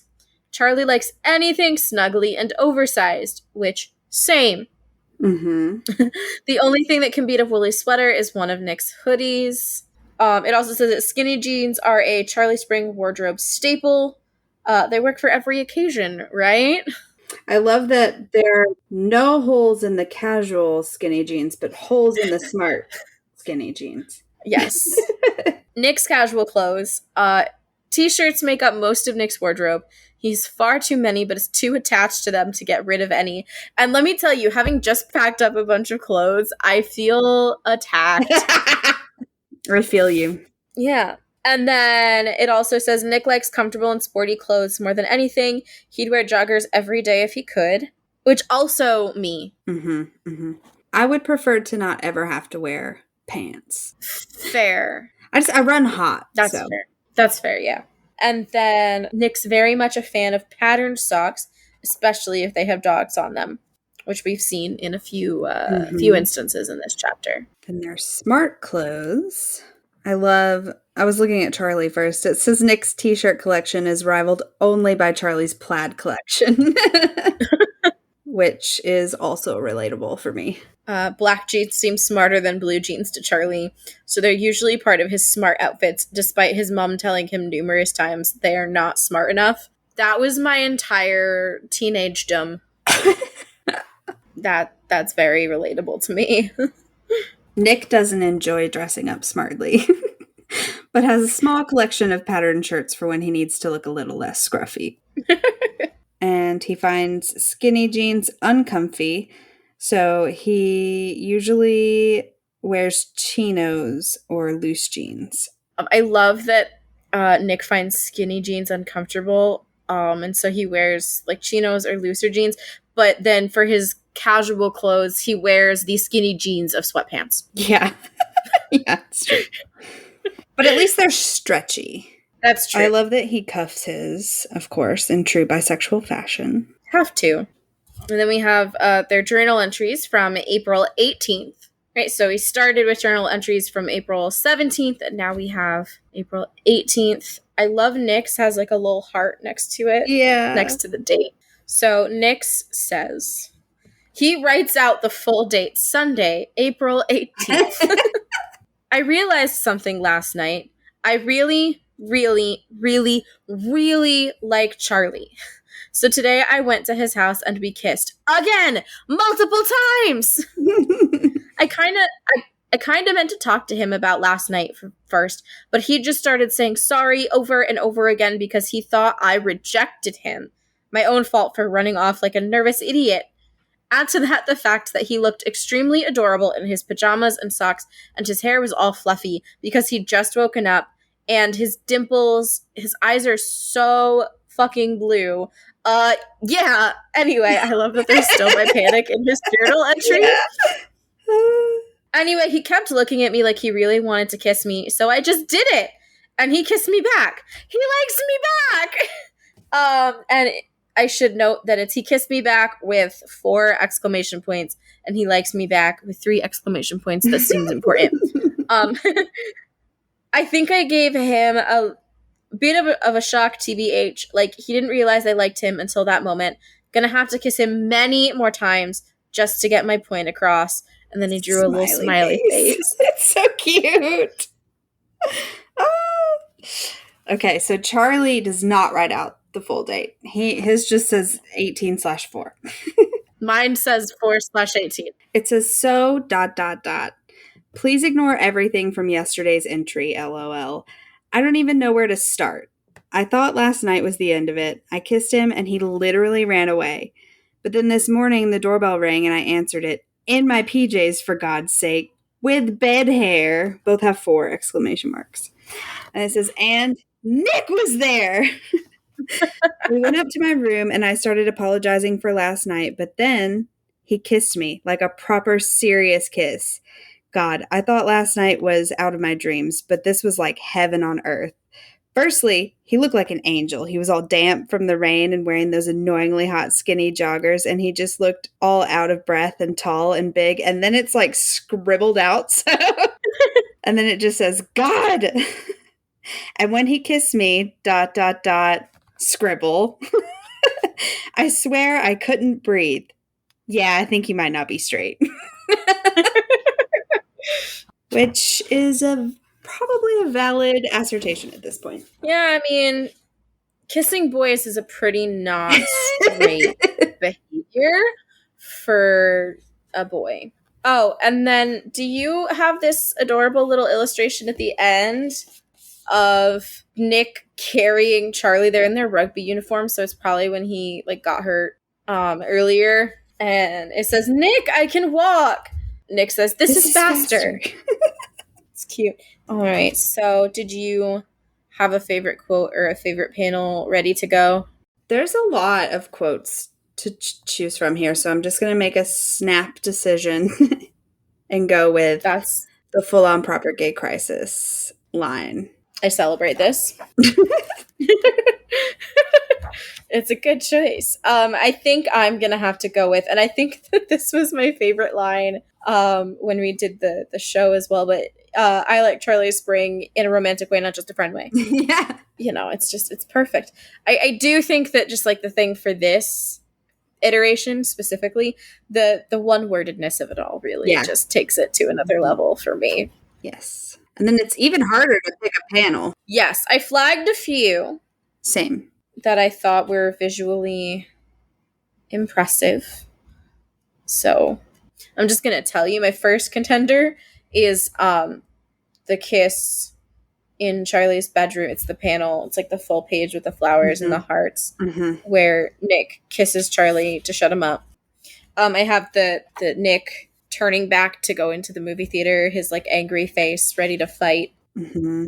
Them sitting on the beach. It's like it's like a panel that's like most of a page right before they're listening to music. And then I have the panel where he says, he's my boyfriend, Charlie's my boyfriend. And I think that's the one I'm going with because it's just gorgeous. Every time I look at it, it's like knock my socks off. So I think I'm going to go with that full page. Nice. Where the flowers are kind of coming up and all around. That's a good one. So yeah, I also had several that I took a screenshot of. Some of them are silly though.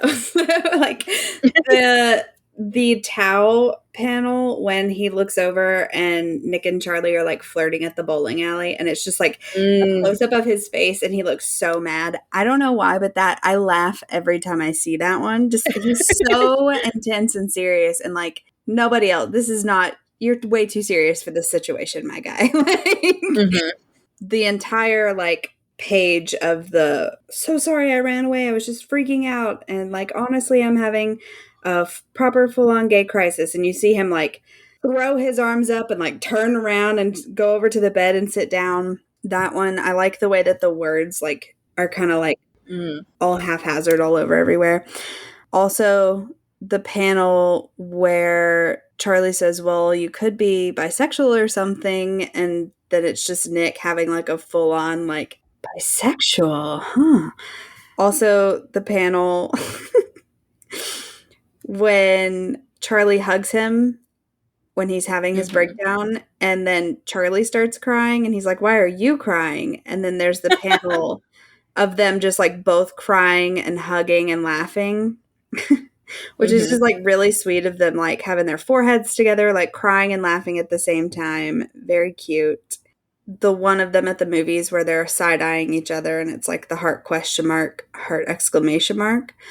But the one that I'm going to go with is the panel when Nick tells that he's going out with Charlie, and he like gets nervous and he like, you know, grabs his neck and he's like blushing.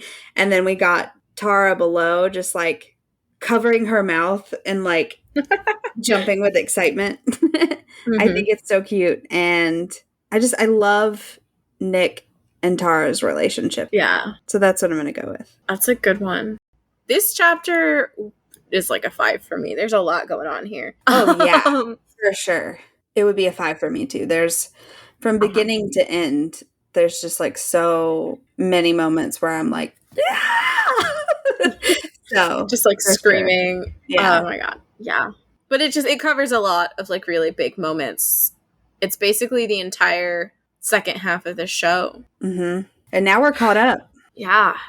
And I think just looking forward for y'all, I think we have one more bonus episode and then 2 more bonus episodes? Right, that's right. We're going to do 2 bonus episodes. And then we're going to be starting our season 2 coverage. Which is really exciting. And we might have a few other things coming in the near future, so keep an eye out for that. Yeah. So that just about wraps us up for this episode. And of course, this is a bi-weekly podcast by two bisexuals. And we will be back in 2 weeks to once again revisit season 1 with some very special guests that I'm very excited about. Yes. And if you want to follow us online, we are at Why Are We Cast on all platforms. And if you like this, please consider rating and reviewing us. Until next time, bye. Bye.